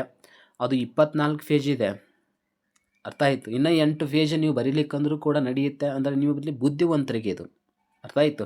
ಸಿಸ್ಟಮೆಟಿಕ್ಕಾಗಿ ಅಕ್ಷರಗಳನ್ನ ಅತಿಯಾಗಿ ದೊಡ್ಡದು ಬರೆಯದೆ, ಭಾಳ ಅತಿಯಾಗಿ ಸ್ಪೇಸ್ ಬಿಡದೆ ಸಿಸ್ಟಮೆಟಿಕ್ಕಾಗಿ ಯಾರು ಬರೀತಾರೋ ಅವರಿಗೆ 16 ಪೇಜಸ್ ಸಾಕಾಗತ್ತೆ. ಎಕನಾಮಿಕ್ಸಲ್ಲಿ ನೀವು ಔಟ್ ಆಫ್ ಔಟ್ ಸ್ಕೋರ್ ಮಾಡೋದಾತಂದ್ರೆ, ಎಕ್ಸಾಕ್ಟ್ಲಿ ನೀವು ಕರೆಕ್ಟಾಗಿ ಬರೆಯೋದಾತಂದ್ರೆ. ಇನ್ನು ಕೆಲವು ವಿದ್ಯಾರ್ಥಿಗಳು ಏನಾಗುತ್ತೆ ಅಂದರೆ ಪ್ರತಿಯೊಂದು ಕ್ವಶನ್ ಎಡಿಷ್ನಲಾಗಿ ಬರೀತಿರ್ತಾರೆ. ಈಗ ಫಸ್ಟ್ ಎ ಸೆಕ್ಷನ್ ಒಂದು ಬಿಟ್ಟರೆ ಉಳಿದ ಎಲ್ಲ ಸೆಕ್ಷನ್ನು ಒಂದೊಂದು ಕ್ವಶನ್ ಎಕ್ಸ್ಟ್ರಾ ಬರೀತಿರ್ತಾರೆ. ಒಂದೊಂದು ಕ್ವಶನ್ ಎಕ್ಸ್ಟ್ರಾ ಬರೆದ್ರೂ ಕೂಡ ಇನ್ನೂ 4 ಪೇಜಸ್ಸನ್ನು ಬರಿಬೋದು. ಅಂದರೆ 20ರಿಂದ 22 ಪೇಜಲ್ಲಿ ನಿಮ್ಮದು ಇಡೀ ನಿಮ್ಗೆ ಏನು ಬೇಕಲ್ಲ ಎಲ್ಲನೂ ಕೂಡ ಬರೆದು ಬಿಡ್ತೀರಿ ಅಂತ ಅರ್ಥ. ನಿಮಗೆ ಅಡಿಷ್ನಲಾಗಿ ತೊಗೋಬೇಕಂತ ಅಂತೇನಿಲ್ಲ. ಬಟ್ ಡಿಪೆಂಡಿಂಗ್ ಆನ್ ಇನ್ನೂ ಒಂದಿದೆ, ಕೆಲವೊಂದು ಕ್ಯಾಲ್ಕುಲೇಷನ್ ಕ್ವಶನ್ಸ್ ಬರ್ತವೆ. 6 ಮಾರ್ಕ್ಸ್ಗೆ ಕ್ಯಾಲ್ಕುಲೇಷನ್ ಏನಾದರೂ ಕೇಳಿದ್ರೆ ಅಂತಂದರೆ ಕೇವಲ ಅರ್ಧ ಪೇಜಲ್ಲೇ ಒಂದು ಕ್ವಶನ್ ಮುಗಿದು ಹೋಗುತ್ತೆ 6 ಮಾರ್ಕ್ಸಿಗೆ, ಅಲ್ಲಿ ಪೇಜಸ್ ಉಳಿತವೆ. ಸೊ ಹಾಗಾಗಿ ಎಕನಾಮಿಕ್ಸಲ್ಲಿ ಏನಿದೆ ಅಂದರೆ ಟೆಕ್ನಿಕ್ ಇದೆ, ಸ್ಕಿಲ್ ಇದೆ, ಸ್ಕಿಲ್ ವರ್ಕ್ ಆಗುತ್ತೆ. ಇಲ್ಲಿ ಜಾಸ್ತಿ ನೀವು ಓದಿದ್ರೆ ಅಂತ ತಿಳ್ಕೊಂಡು ಎಲ್ಲ ಪ್ರಶ್ನೆಗಳಿಗೆ ಆನ್ಸರ್ ಮಾಡ್ತೀರಿ ಅನ್ನೋದಕ್ಕಿಂತ ಹೆಚ್ಚಾಗಿ ಇಲ್ಲಿ ಸ್ಕಿಲ್ ವರ್ಕ್ ಆಗುತ್ತೆ. ಅದನ್ನು ಯಾರು ಫಾಲೋ ಅಪ್ ಮಾಡ್ತೀರಿ ನೀವು ಸ್ಕೋರ್ ಮಾಡಲಿಕ್ಕೆ ಅವಕಾಶ ಇದೆ. ಇದನ್ನು ನೀಟಾಗಿ ಅರ್ಥ ಮಾಡ್ಕೊಳ್ರಿ. ಸೊ ಬಹಳ ಡೀಟೇಲಾಗಿ ನೋಡ್ಕೊಳ್ರಿ ಯಾವುದಕ್ಕೆ ಹೆಚ್ಚು ಇಂಪಾರ್ಟೆನ್ಸ್ ಕೊಡಬೇಕು ಅನ್ನೋದನ್ನು ಈಗ ನೆಕ್ಸ್ಟ್ ನೋಡೋಣ. ಮತ್ತೆ ನಿಮಗೆ ಒಂದು ಗೊತ್ತಿರಲಿ, ಇಡೀ ಸೆಕೆಂಡ್ ಇಯರ್ ಎಕನಾಮಿಕ್ಸಿಗೆ ಸಂಬಂಧಪಟ್ಟಂತೆ ನಾವು ನೋಡೋದೇ ಆಯ್ತು ಅಂತಂದ್ರೆ ಕ್ವಶನ್ಸ್ ಎಷ್ಟಿದಾವ, ನಮ್ಮ ಕ್ವಶನ್ ಬ್ಯಾಂಕಲ್ಲಿ ಎಷ್ಟಿದಾವ. ಓಕೆನಾ, ನಮ್ಮ ಕ್ವಶನ್ ಬ್ಯಾಂಕ್ ಇದು. ಈ ಕ್ವಶನ್ ಬ್ಯಾಂಕಲ್ಲಿ ಚಾಪ್ಟರ್ ವೈಸ್ ಎಷ್ಟೆಷ್ಟು ಕ್ವಶನ್ ಎಷ್ಟು ಮಾರ್ಕ್ಸಿಗೆ ಇದಾವ ಅಂತ ನೋಡಿದರೆ ಜಸ್ಟ್ ನೋಡ್ಕೊಂಡ್ಬಿಡಿ. ಫಸ್ಟ್ ಚಾಪ್ಟರಲ್ಲಿ ಓಕೆನಾ, ಫಸ್ಟ್ ಚಾಪ್ಟರಲ್ಲಿ ಕ್ವಶನ್ ಬ್ಯಾಂಕಲ್ಲಿ ಎಷ್ಟೆಷ್ಟು ಪ್ರಶ್ನೆಗಳು ಕೇಳ್ತಾರೆ ಅನ್ನೋದು ಇಲ್ಲಿ ಗೊತ್ತಿದೆ. ಓಕೆನಾ, 20 ಅಂಕ ಇವೆಲ್ಲ ಗೊತ್ತಿದೆಯಲ್ಲ. ಸೊ ಇದು ಓಕೆ, ಇದಂತೂ ಕ್ಲಿಯರ್ ಇದೆ. ಟೋಟಲ್ 121 ಮಾರ್ಕ್ಸಿಗೆ ನಿಮ್ಮ ಕ್ವಶನ್ ಪೇಪರ್ ಇರುತ್ತೆ. ಅದರೊಳಗೆ 80 ಮಾರ್ಕ್ಸ್ ನೀವು ತೆಗೆದುಕೊಳ್ಬೇಕಾಗತ್ತೆ. ಇದು ಓಕೆ, ಇದನ್ನು ಈಗಾಗಲೇ ನಿಮ್ಮ ಬ್ಲೂ ಪ್ರಿಂಟಲ್ಲಿ ಕೂಡ ಇದೆ. ಬಟ್ ನಾನು ಹೇಳ್ತಾ ಇರೋದು ಏನು ಅಂದರೆ, ಎಸ್, ಫಸ್ಟ್ ಚಾಪ್ಟರಲ್ಲಿ MCQ ಕ್ವಶನ್ ಆಗಿರ್ಬೋದು, ಫಿಲ್ ಇನ್ ದ ಬ್ಲ್ಯಾಂಕ್ ಆಗಿರ್ಬೋದು, ಮ್ಯಾಚ್ ದ ಫಾಲೋವಿಂಗ್ ಆಗಿರ್ಬೋದು, ಒಂದು ವಾಕ್ಯದ ಉತ್ತರಿಸಿ ಆಗಿರ್ಬೋದು, ಎಲ್ಲ ಕೊಡ್ಕೊಂಡು ಟೋಟಲ್ 1 ಮಾರ್ಕ್ಸಿಗೆ ಎಷ್ಟು ಅದಾವ, 18 ಕ್ವಶನ್ಸ್ ಅದಾವ. ಓಕೆನಾ, ಮತ್ತು 2 ಮಾರ್ಕ್ಸಿಗೆ ಎಷ್ಟು ಅದಾವ, 6 ಕ್ವಶನ್ಸ್ ಅದಾವ. 4 ಮಾರ್ಕ್ಸಿಗೆ 5 ಕ್ವಶನ್ಸ್ ಅದಾವ. ಇಲ್ಲಿ 6 ಮಾರ್ಕ್ಸು ಮತ್ತು 5 ಮಾರ್ಕ್ಸಿಗೆ ಕ್ವಶನ್ಸ ಇಲ್ಲವೇ ಇಲ್ಲ. ಸೊ ಇದೇ ರೀತಿಯಾಗಿ ಎರಡನೇ ಚಾಪ್ಟರಲ್ಲಿ 28 ಕ್ವಶನ್ಸ್ಗಳು ಟೋಟಲ್ ಏನಾಗಿದಾವ, 1 ಮಾರ್ಕ್ಸಿಗೆ ಅದಾವ. ಹಾಗಿದ್ಮೇಲೆ ಇಲ್ಲಿ 28ರಲ್ಲಿ 2 ಅಂತೂ ಫಿಕ್ಸ್ ಬಂದೇ ಬರ್ತಾವ. ಸೊ ಅದಂತೂ ಓಕೆ. ನೆಕ್ಸ್ಟು 2 ಅಥವಾ 3 ಕೂಡ ಬರಬಹುದು. ಓಕೆನಾ, 3 ಬರುತ್ತೆ. ಸೊ ಈಗ ನೆಕ್ಸ್ಟು 11ನೇ ಅದೇನು 11 ಪ್ರಶ್ನೆಗಳದಾವ. 2 ಅಂಕದ ಪ್ರಶ್ನೆಗಳು 11 ಅದಾವ. 4 ಅಂಕದ ಪ್ರಶ್ನೆಗಳು 8 ಅದಾವ. 5 ಮಾರ್ಕ್ಸಿಗೆ 1 ಇದೆ ಮತ್ತು 6 ಅಂಕದ ಪ್ರಶ್ನೆಗಳು ಟೋಟಲ್ 8 ಅದಾವ. ಓಕೆನಾ, ಸೊ ಈ ರೀತಿಯಾಗಿ ಪ್ರತಿಯೊಂದು ಚಾಪ್ಟ್ರು ಓಕೆನಾ, ಸೂಕ್ಷ್ಮ ಮತ್ತು ಸಮಗ್ರ ಅರ್ಥಶಾಸ್ತ್ರ ಬರುವಂಥ ಎಲ್ಲ ಅಧ್ಯಾಯಗಳಲ್ಲಿ ಎಷ್ಟೆಷ್ಟು ಮಾರ್ಕ್ಸ್ಗೆ ಎಷ್ಟೆಷ್ಟು ಕ್ವಶನ್ಸ್ಗಳದಾವೆ ಅನ್ನೋದನ್ನು ಕಂಪ್ಲೀಟ್ ಕ್ವಶನ್ ಬ್ಯಾಂಕನ್ನೇ ಇಲ್ಲಿ ಅನಲೈಸ್ ಮಾಡಿದೆ ನಾನು.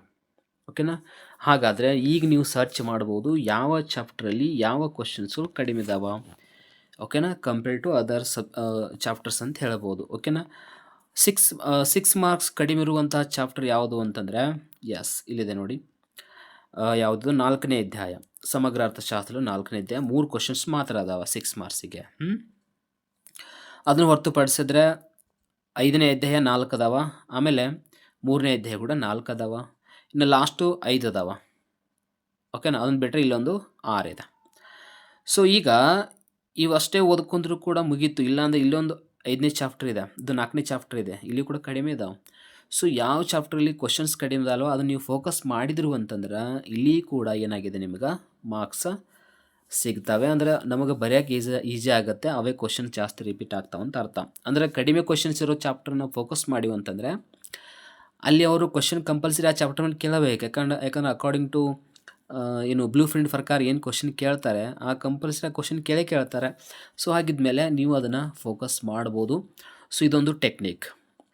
ಇನ್ನು 5 ಮಾರ್ಕ್ಸಿಗೆ ಯಾವ ಚಾಪ್ಟರ್ ಅಂತ ಆಗಲೇ ಹೇಳಿದನು, ಅದನ್ನು ಆ ಚಾಪ್ಟರ್ ಅಂತ ಓದ್ಕೊಂಡು ನಡೆಯುತ್ತೆ. ಇನ್ನು 4 ಮಾರ್ಕ್ಸ್ ಒಳಗೂ ನೀವು ಕನ್ಸಿಡರ್ ಮಾಡ್ಬೋದು ಯಾವ ಚಾಪ್ಟ್ರಲ್ಲಿ ಕಡಿಮೆ ಕ್ವಶನ್ಸ್ ಇದಾವ. ಈಗ ಫಾರ್ ಎಕ್ಸಾಂಪಲ್ ಫಸ್ಟ್ ಚಾಪ್ಟ್ರಲ್ಲಿ ಕಡಿಮೆ ಐತಿ, ಇಲ್ಲಿ ಕಡಿಮೆ ಇದೆ. ಇವೆರಡೇ ಚಾಪ್ಟರ್ ಓದ್ಕೊಂಡ್ಬಿಟ್ಟು 2 ಕ್ವಶನ್ ಫಿಕ್ಸ್ ಬರ್ತಾವೆ. ಅಂದರೆ ಟೋಟಲ್ 9 ಪ್ರಶ್ನೆಗಳಲ್ಲಿ 2 ಪ್ರಶ್ನೆಗಳು ಕಂಪಲ್ಸರಿ ಕೇಳ್ತಾರೆ. ನೀವು ಬರಬೇಕಾಗಿದೆ ಎಷ್ಟು 5 ಕ್ವಶನ್ಸನ್ನು ಮಾತ್ರ. ಹಾಗಿದ್ಮೇಲೆ 5 ಕ್ವಶನ್ಸಲ್ಲಿ 2 ಕ್ವಶನ್ಸು ಇಲ್ಲೇ ಬರ್ತಾವೆ, ಫಸ್ಟ್ ಮತ್ತು ಸೆಕೆಂಡಲ್ಲೇ ಬರ್ತಾವೆ. ಇನ್ನು ಮತ್ತೆ ಮಿಸ್ ಆಗಲ್ಲದೆ ಇರುವಂಥದ್ದು ಯಾವುದು ಅಂತಂದರೆ ಮೇ ಬಿ ಇಲ್ಲಿ ನೆಕ್ಸ್ಟು ಸೆಕೆಂಡ್ ಚಾಪ್ಟ್ರು ಬಿಟ್ಟರೆ ಇಲ್ಲೊಂದು 5th ಅಥವಾ 6th ಚಾಪ್ಟ್ರಲ್ಲಿ ನೋಡ್ಕೊಂಡ್ಬಿಟ್ರೆ ಸಾಕು, ಆಲ್ಮೋಸ್ಟ್ 4 ಮಾರ್ಕ್ಸಿಗೆ ಕವರ್ ಆಗಿಬಿಡುತ್ತೆ. ಸೊ ಇನ್ನು 2 ಮಾರ್ಕ್ಸಿಗೆ ಎಲ್ಲಿ ಕಡಿಮೆ ಇದಾವ, ಎಲ್ಲಿ ಕೇಳಂಗಿಲ್ಲ ಅನ್ನೋದು ಈಗಾಗಲೇ ನಿಮ್ಗೆ ಗೊತ್ತಿದೆ. ಸೊ ಇಲ್ಲಿ 7 ಇದೆ, ಇಲ್ಲಿ 5 ಮಾತ್ರ ಇದೆ, ಇಲ್ಲಿ 6 ಮಾತ್ರ, ಇಲ್ಲಿ 5 ಮಾತ್ರ ಇದೆ. ಸೊ ಹಾಗಿದ್ಮೇಲೆ ಇಲ್ಲಿ ಭಾಳ ಇದ್ದು ಕ್ವಶನ್ಸನ್ನು ಬಿಟ್ಟುಬೇಡಿ. ಹಾಗಾದರೆ ಓಕೆನಾ, ಭಾಳ ಕ್ವಶನ್ ಕೇಳಿಬಿಟ್ಬೇಡಿ. ನಿಮಗೆ ಟೋಟಲ್ ಎಷ್ಟು ಕ್ವಶನ್ ಕೇಳ್ತಾರೆ ಅವರು, 9ರಿಂದ 10 ಕ್ವಶನ್ಸ್ ಇರ್ತವೆ. 10ರಲ್ಲಿ ನೀವು 6 ಬರೀಬೇಕಾಗಿದೆ. 6 ಎಲ್ಲಿ ಕವರ್ ಆಗುತ್ತೆ ನೋಡ್ಕೊಂಬಿಡಿ. ಸೊ ಎಲ್ಲಿ ಕಡಿಮೆ ಕ್ವಶನ್ಸ್ ಅದನ್ನು ಫೋಕಸ್ ಮಾಡ್ಕೊಂಬಿಡಿ. ಸೊ ಆಟೋಮೆಟಿಕ್ ಏನಾಗುತ್ತೆ ಅಂದರೆ ನಿಮಗೆ ಕಡಿಮೆ ಟೈಮಲ್ಲಿ ಹೆಚ್ಚು ಸ್ಕೋರ್ ಮಾಡಲಿಕ್ಕೆ ಈಸಿ ಆಗುತ್ತೆ. ಸೊ ಹೀಗೆ ಈ ಟೆಕ್ನಿಕನ್ನು ಯೂಸ್ ಮಾಡಿಕೊಂಡ್ರೆ ಇಟ್ಸ್ ಬೆಟರ್. ಮತ್ತು ಇನ್ನೂ ಒಂದು ವಿಚಾರ, 2026ರಲ್ಲಿ ಏನು ನಡೀತಾ ಇದೆ ಎನ್ಯುವಲ್ ಎಕ್ಸಾಮ, ಇಲ್ಲಿ ಕ್ವಶನ್ ಬ್ಯಾಂಕಲ್ಲಿ ಕೆಲವೊಂದು ಹೊಸ ಪ್ರಶ್ನೆಗಳನ್ನು ಸೇರಿಸಿದ್ದಾರೆ. ಅಂದರೆ 1 ಮಾರ್ಕ್ಸಿಗೆ ಜಾಸ್ತಿ ಇದ್ದಾವೆ, 4 ಮಾರ್ಕ್ಸಿಗೆ ಒಂದು ಎರಡು ಕ್ವಶನ್ಸ್ ಇದಾವೆ, 1 ಮಾರ್ಕ್ಸಿಗೆ ಸ್ವಲ್ಪ ಜಾಸ್ತಿ ಇದಾವೆ, 2 ಮಾರ್ಕ್ಸಿಗೆ ಕೂಡ ಕ್ವಶನ್ಸ್ ಇದಾವೆ. ಅದನ್ನು ಲಾಸ್ಟಿಗೆ ಹೇಳ್ತೀನಿ ನಾನು ನಿಮ್ಗೆ, ಮಧ್ಯದಲ್ಲಿ ಅಥವಾ ಲಾಸ್ಟಿಗೆ ನಾನು ಅದ್ರ ಬಗ್ಗೆ ವಿವರಣೆನ ಕೊಡ್ತೀನಿ. ಸೊ ಬಟ್ ಇವಾಗ ಕಂಪ್ಲೀಟಾಗಿ ಆ ಎಡಿಷ್ನಲ್ ಕ್ವಶನ್ಸ್ ಕೂಡ ಕಂಪಲ್ಸರಿ ನೋಡ್ಕೊಳ್ಬೇಕು ನೀವು, ಯಾಕಂದ್ರೆ ಅವು ಕೂಡ ಭಾಳ ಇಂಪಾರ್ಟೆಂಟ್ ಇದೆ. ಒಂದು ವೇಳೆ ಹೊಸದಾಗಿ ಹಾಕಿರೋಂಥ ಪ್ರಶ್ನೆಗಳನ್ನ ಕೇಳ್ಬೋದು, ನೀವು ಅವಾಗ ಕ್ವಶನ್ ಬ್ಯಾಂಕಲ್ಲಿ ಇರಲಿಲ್ಲ ಅಂತ ತಿಳ್ಕೊಂಡ್ರೂ ಆಗಿಲ್ಲ. ಕಂಪಲ್ಸರಿ ಹೊಸ ಕ್ವಶನ್ ಬ್ಯಾಂಕ್ ಅಂತಲ್ಲ, ಕ್ವಶನ್ ಬ್ಯಾಂಕಲ್ಲಿ ಕೆಲವೊಂದನ್ನು ಆ್ಯಡ್ ಮಾಡಿದ್ದಾರೆ. ಅದ್ರ ಬಗ್ಗೆನೂ ಕೂಡ ಮಾಹಿತಿಯನ್ನು ನಾವು ನೆಕ್ಸ್ಟ್ ಅದ್ರ ಬಗ್ಗೆ ನೋಡ್ಕೊಳ್ಳೋಣ. ಈಗ ಆ ಟೈಮ್ ಮ್ಯಾನೇಜ್ಮೆಂಟ್ ಬಗ್ಗೆ ಸ್ವಲ್ಪ ನೋಡ್ಬಿಡೋಣ. ಸೊ ಎಕ್ಸಾಮ್ ನಿಮಗೆಲ್ಲ ಗೊತ್ತಿದೆ, ಈಗಾಗಲೇ ಎಷ್ಟು ಅಂದರೆ 3 ಗಂಟೆ ಅಂಥೇಳಿ ಮೊದಲಿತ್ತು, ಈಗ ಅಷ್ಟಿಲ್ಲ, 2 ಗಂಟೆ 45 ನಿಮಿಷ ಮಾತ್ರ ಇದೆ. ಅದು ಹೇಗೆ ಅಂತಂದರೆ, ನಿಮ್ಮದು ಎಕ್ಸಾಮು 10 ಗಂಟೆಯಿಂದ 1 ಗಂಟೆ ತನಕ ಇದೆ. ಬಟ್ ನಿಮಗೆ 10 ಗಂಟೆಗೆ ಕ್ವಶನ್ ಪೇಪರ್ ಅಷ್ಟೇ ಕೊಡ್ತಾರೆ ಹೊರತು ಆನ್ಸರ್ ಶೀಟ್ ಕೊಡೋಂಗಿಲ್ಲ. 10:15ಕ್ಕೆ ಏನು ಮಾಡ್ತಾರೆ, ನಿಮ್ಗೆ ಆನ್ಸರ್ ಶೀಟ್ ಕೊಡ್ತಾರೆ. ಸೊ ಹಾಗಿದ್ಮೇಲೆ ನೀವು ಏನು ಮಾಡಬೇಕಾಗತ್ತಂದರೆ 10:15ರಿಂದ ಬರೆಯೋಕ್ಕೆ ಸ್ಟಾರ್ಟ್ ಮಾಡಬೇಕಾಗತ್ತೆ. ಹಾಗಿದ್ಮೇಲೆ ನಿಮಗೆ ಉಳಿಯೋದು 2 ತಾಸು 45 ನಿಮಿಷ ಮಾತ್ರ. ಅದರಲ್ಲಿ ಟೈಮ್ ಹೆಂಗೆ ಮ್ಯಾನೇಜ್ ಮಾಡ್ಬೋದು, ಸ್ಪೆಷಲಿ ಎಕನಾಮಿಕ್ಸಲ್ಲಿ ಹೇಗೆ ಅದನ್ನು ಮ್ಯಾನೇಜ್ ಮಾಡ್ಲಿಕ್ಕೆ ಸಾಧ್ಯ ಇದೆ? ಎಸ್, ಇಲ್ಲಿ ನೋಡೋಣ. ಎ ಸೆಕ್ಷನಲ್ಲಿ ಈಗಾಗಲೇ ಗೊತ್ತಿದೆ, ಪ್ರತಿಯೊಂದು ಪ್ರಶ್ನೆಗೂ 1 ಅಂಕ ಅಥವಾ 1.5 ಅಂಕ ಅಂತ ನಾವು ಏನಾದರೂ ಕನ್ಸಿಡರ್ ಮಾಡಿದರೆ 30 ನಿಮಿಷದಲ್ಲಿ ನೀವು ಬರಿತೀರಿ ಆರಾಮ ಇದಕ್ಕೆ ಆನ್ಸರ್. ಕೆಲವು ವಿದ್ಯಾರ್ಥಿಗಳು ಅದಕ್ಕಿಂತ ಮೊದಲೇ ಮುಗಿಸ್ಬೋದು 20 ಕ್ವಶನ್ಸ್ಗಳಿಗೆ. ಇನ್ನು ಬಿ ಸೆಕ್ಷನ್ಗೆ ನೀವು ಹೆಂಗೆ ಬರೆದ್ರು ಕೂಡ 20 ನಿಮಿಷದಲ್ಲಿ ಮುಗಿಸೋಕ್ಕಿರಿ, ಭಾಳ ಮ್ಯಾಕ್ಸಿಮಮ್ ಕೊಟ್ಟಂಗಿದು, ಇಷ್ಟು ಟೈಮ್ ತೆಗೆದುಕೊಳ್ಳಲ್ಲ ಹಂಗೆ ನೋಡಿದರೆ. ಇನ್ನು ಈ ಸೆಕ್ಷನ್ ಒಳಗೆ 10 ನಿಮಿಷದಲ್ಲಿ ಮುಗಿಸ್ಬೋದು. ಈ ಅಂದರೆ ಯಾವುದು?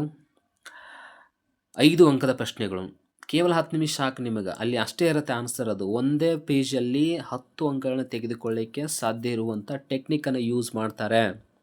ಹಾಗಿದ್ಮೇಲೆ it's very easy to get marks in ಈ ಸೆಕ್ಷನ್. ಓಕೆನಾ? ಇದು ನೀವು ಕನ್ಸಿಡರ್ ಮಾಡಿ.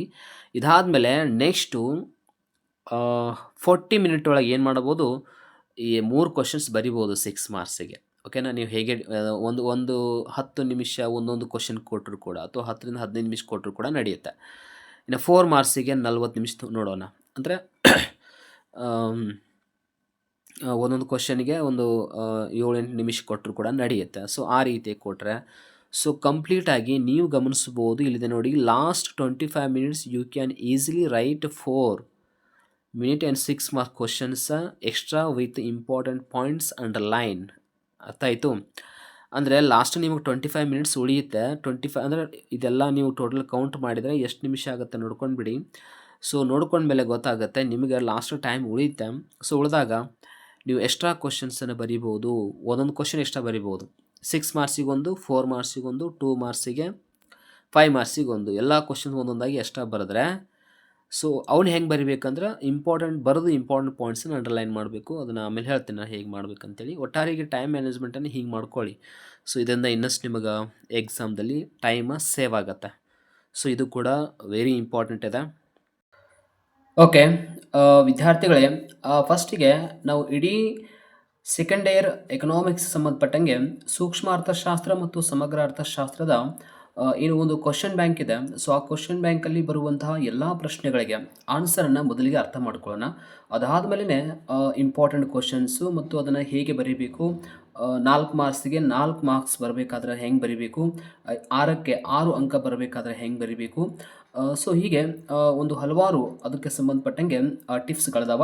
ಅದ್ರ ಜೊತೆಗೇ ಮತ್ತೇನಿದೆ ಅಂತಂದ್ರೆ 2026ರಲ್ಲಿ ಏನು ಮಾಡಿದ್ದಾರೆ ಅಂತಂದ್ರೆ, ಇದನ್ನು ಕ್ವಶನ್ ಬ್ಯಾಂಕಲ್ಲಿ ಹೊಸ ಕ್ವಶನ್ಸ್ಗಳನ್ನ ಹಾಕಿದ್ದಾರೆ.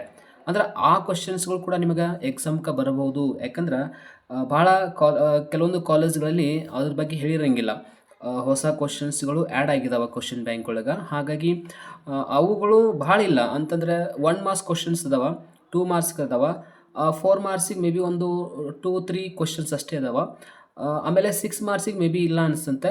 ಸೊ ಇಷ್ಟು ಆ್ಯಕ್ಚುಲಿ ಇರಬೇಕಾದಂತಹ ಪ್ರಶ್ನೆಗಳನ್ನು ಆ್ಯಡ್ ಮಾಡಿದ್ದಾರೆ. ಒಂದು ವೇಳೆ ಆ ಪ್ರಶ್ನೆಗಳೇನಾದರೂ ಕೇಳಿದರು ಅಂತಂದರೆ ನಿಮಗೆ ಆನ್ಸರ್ ಮಾಡಲಿಕ್ಕೆ ಸಾಧ್ಯ ಆಗೋದಿಲ್ಲ. ಮತ್ತು ನೀವು ಏನು ಅಂದ್ಕೊಂಡಿದ್ದೀರಿ ಔಟ್ ಆಫ್ ಔಟ್ ಸ್ಕೋರ್ ಮಾಡಬೇಕಂತ ಏನು ಅಂದ್ಕೊಂಡಿದ್ದೀರಿ, ಸೊ ಅದು ಸಾಧ್ಯ ಆಗೋದಿಲ್ಲ. ಅಂದರೆ 1 ಮಾರ್ಕ್ಸ್ ಮಿಸ್ ಆದರೂ ಕೂಡ ನಿಮಗೆ ಔಟ್ ಆಫ್ ಔಟ್ ಸ್ಕೋರ್ ಆಗಂಗಿಲ್ಲ. ಸೊ ಹಾಗಾಗಿ ಅದಕ್ಕೆ ಸಂಬಂಧಪಟ್ಟಂಥ ಹಲವಾರು ಇಂಪಾರ್ಟೆಂಟ್ ಪಾಯಿಂಟ್ಸ್ಗಳನ್ನ ನಾವಿಲ್ಲಿ ಡಿಸ್ಕಷನ್ ಮಾಡಕತ್ತೀವಿ. ಸೊ ಫಸ್ಟಿಗೆ ಒಂದೊಂದು ಚಾಪ್ಟ್ರನ್ನ ಸರಿಯಾಗಿ ನೋಡ್ಕೊತ ಹೋಗೋಣ. ಈಗ ಫಸ್ಟಿಗೆ ನಮ್ಗೆ ಗೊತ್ತಿದೆ ಸೂಕ್ಷ್ಮ ಅರ್ಥಶಾಸ್ತ್ರದಲ್ಲಿ ಫಸ್ಟ್ ಅಧ್ಯಾಯ ಯಾವುದಿದೆ ಅಂದ್ರೆ ಪರಿಚಯ ಅಂತಿದೆ. ಸೊ ಇದರಲ್ಲಿ ಫಸ್ಟಿಗೆ ಬರುವಂಥ ಕ್ವಶನ್ ಯಾವುದು ಅಂದರೆ, ಒಂದು ಆರ್ಥಿಕತೆಯ ಕೊರತೆಯ ಸಂಪನ್ಮೂಲಗಳು ಏನಾಗಿರ್ತಾವ ಅಂತಂದರೆ ಸಿಂಪಲ್ ಆಗಿ ಹೇಳ್ಬೋದು ನೀವು, ಅವು ಸ್ಪರ್ಧಾತ್ಮಕ ಬಳಕೆಯನ್ನು ಹೊಂದಿರ್ತಾವ. ಇನ್ನು ಒಂದು ಆರ್ಥಿಕತೆಯು ಒಳಗೊಂಡಿರುವ ಕೇಂದ್ರೀಯ ಸಮಸ್ಯೆಗಳು ಏನಾಗಿರ್ತಾವ ಅಂತ ಕ್ವಶನ್ ಕೇಳಿದರೆ ಆರಾಮಾಗಿ ನೀವು ಹೇಳ್ಬೋದು ಏನನ್ನು ಉತ್ಪಾದಿಸಬೇಕು, ಹೇಗೆ ಉತ್ಪಾದಿಸಬೇಕು ಮತ್ತು ಯಾರಿಗಾಗಿ ಉತ್ಪಾದಿಸಬೇಕು. ಹಾಗಾಗಿ ಆನ್ಸರ್ ಏನಾಗುತ್ತೆ, ಮೇಲಿನ ಎಲ್ಲವೂ ಅಂತಲೇ ಆಗತ್ತೆ. ನೆಕ್ಸ್ಟು ಮೂರನೇ ಕ್ವಶನ್ ಹೇಗಿದೆ ನೋಡಿ, ಈ ಕೆಳಗಿನ ಯಾವುದು ಸೂಕ್ಷ್ಮ ಅರ್ಥಶಾಸ್ತ್ರ ಉದಾಹರಣೆಯಾಗಿದೆ.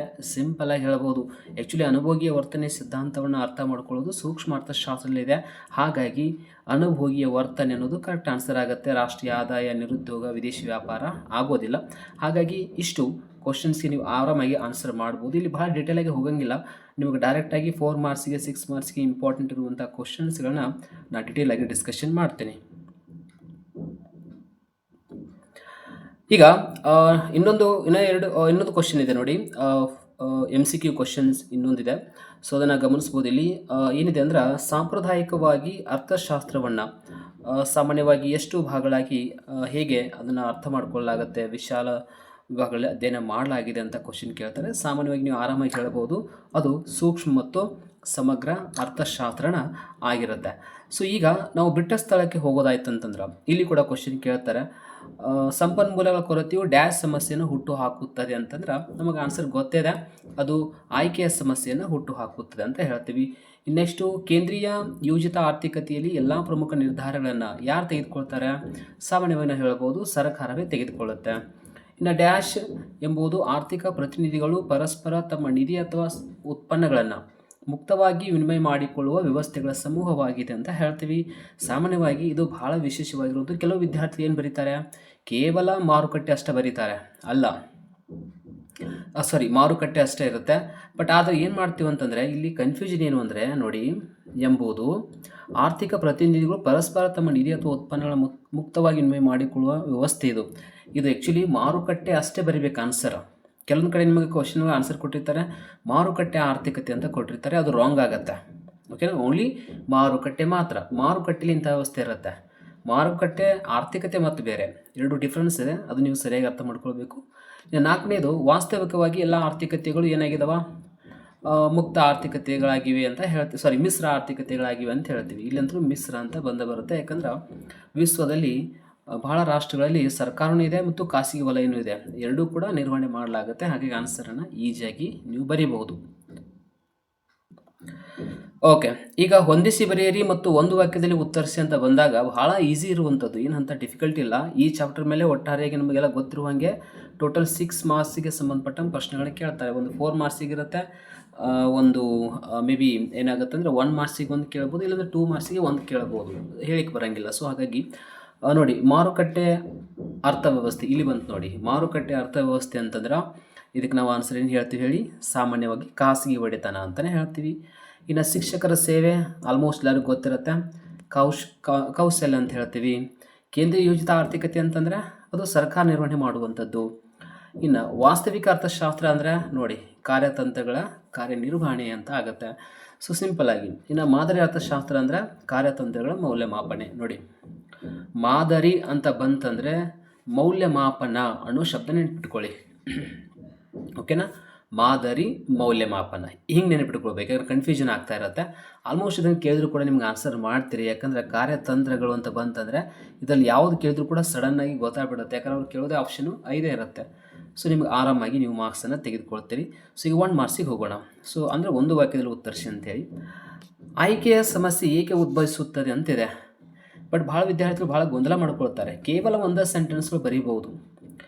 ಸಂಪನ್ಮೂಲಗಳು ಕೊರತೆಯಲ್ಲಿದ್ದು ಅವು ಸ್ಪರ್ಧಾತ್ಮಕ ಬಳಕೆಯನ್ನು ಹೊಂದಿರೋದ್ರಿಂದ ಆಯ್ಕೆಯ ಸಮಸ್ಯೆ ಉದ್ಭವಿಸುತ್ತದೆ. ಸಿಂಪಲ್ ಆಗಿ ಬರೀಬಹುದು, ಏನಂತ ಭಾಳ ಡಿಫಿಕಲ್ಟ್ ಅಂತ ಏನಿಲ್ಲ. ಓಕೆನಾ. ನೆಕ್ಸ್ಟು ಎರಡನೇದು ಹೆಂಗಿದೆ, ಮಾರುಕಟ್ಟೆ ಆರ್ಥಿಕತೆಗೆ ಒಂದು ಉದಾಹರಣೆಗೆ ನೀಡಿ ಅಂತಿದೆ. ಸಿಂಪಲ್ ಆಗಿ ನೀವು ಏನು ಬೇಕಾದ್ರೆ ಹೇಳ್ಬೋದು.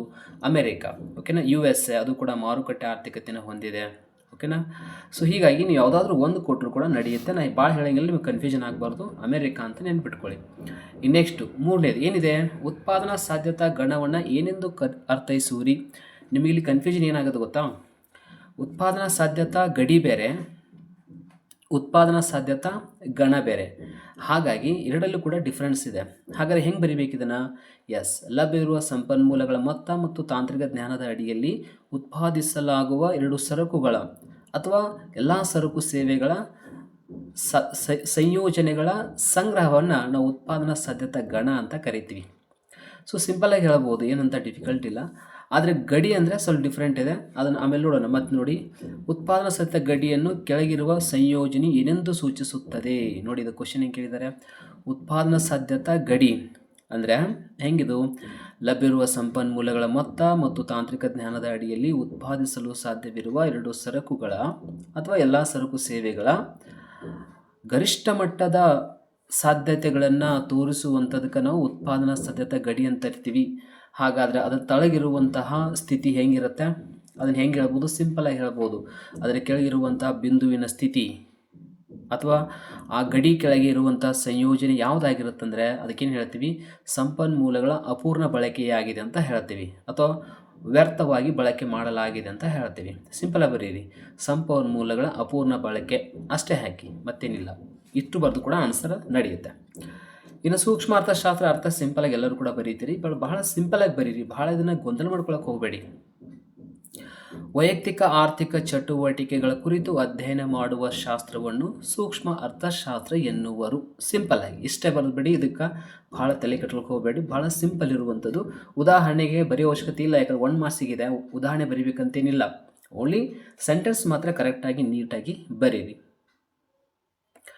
ಈಗ 2 ಮಾರ್ಕ್ಸಿಗೆ ಹೋಗೋಣ. ಸೊ 2 ಮಾರ್ಕ್ಸಿಗೂ ಕೂಡ ವೆರಿ ಇಂಪಾರ್ಟೆಂಟಾಗಿ ಕೇಳ್ಬೋದು 2 ಮಾರ್ಕ್ಸ್ ಕ್ವಶನ್ಸನ್ನು, ಬಟ್ ಈಜಿ ಅದಾವೆ, ಏನಂತ ಡಿಫಿಕಲ್ಟ್ ಇಲ್ಲ ಇಲ್ಲಿ.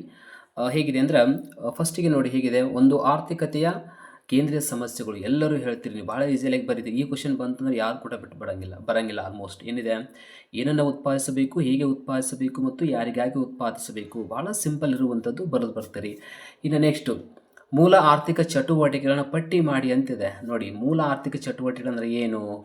ಒಂದನೇದು ಅನುಭೋಗ ಆಗಿರುತ್ತೆ, ಉತ್ಪಾದನೆ ಆಗಿರುತ್ತೆ, ವಿನಿಮಯ ಆಗಿರುತ್ತೆ, ವಿತರಣೆ ಆಗಿರುತ್ತೆ. ಇವೇ 4. ಇವುಗಳಲ್ಲಿ ನೀವು ಸಿಂಪಲ್ಲಾಗಿ ಅಟ್ಲೀಸ್ಟ್ ಒಂದು 2-3 ಆದರೂ ಬರೀರಿ. ಸೊ 1 ಮಾರ್ಕ್ಸ್ ಕೊಡಲಿಕ್ಕೆ ಅವರಿಗೆ ಅನುಕೂಲ ಆಗುತ್ತೆ. ಸ್ಪೆಷಲಾಗಿ ಎಕನಾಮಿಕ್ಸಲ್ಲಿ ಅರ್ಧ ಮಾರ್ಕ್ಸ್ ಇಲ್ಲಿ ಕೊಡೋಂಗಿಲ್ಲ, ಓಕೆನಾ. ಅಟ್ಲೀಸ್ಟ್ ನೀವು ಏನಾದರೂ ಸ್ವಲ್ಪ ಮೆನ್ಷನ್ ಮಾಡಿದ್ರು ಕೂಡ 1 ಮಾರ್ಕ್ಸ್ ಕೊಟ್ಟೆ ಕೊಡ್ತಾರೆ. ಸೊ ಏನಾದರೂ ಮೆನ್ಷನ್ ಮಾಡುವಷ್ಟು ಕೆಲಸ ನೀವು ಮಾಡಬೇಕಾಗತ್ತೆ, ಅದು ಇಂಪಾರ್ಟೆಂಟ್. ಈಗ ನೋಡಿ, ನೆಕ್ಸ್ಟ್ ಉತ್ಪಾದನಾ ಸಾಧ್ಯತಾ ಗಡಿ ಏನೆಂದರು ನೋಡಿ, ಆಗಲೇ ಇದ್ದಿದ್ದಿಲ್ಲ, ಈಗ 2 ಮಾರ್ಕ್ಸಿಗೆ ಕೇಳಿಬಿಟ್ಟಾಗದನ್ನು. 1 ಮಾರ್ಕ್ಸಿಗಿಲ್ಲ, ಇದು 2 ಮಾರ್ಕ್ಸಿಗಿದೆ. ಬಟ್ ಭಾಳ ಸಿಂಪಲಾಗಿ ಬರಿಬೋದು ರೀ.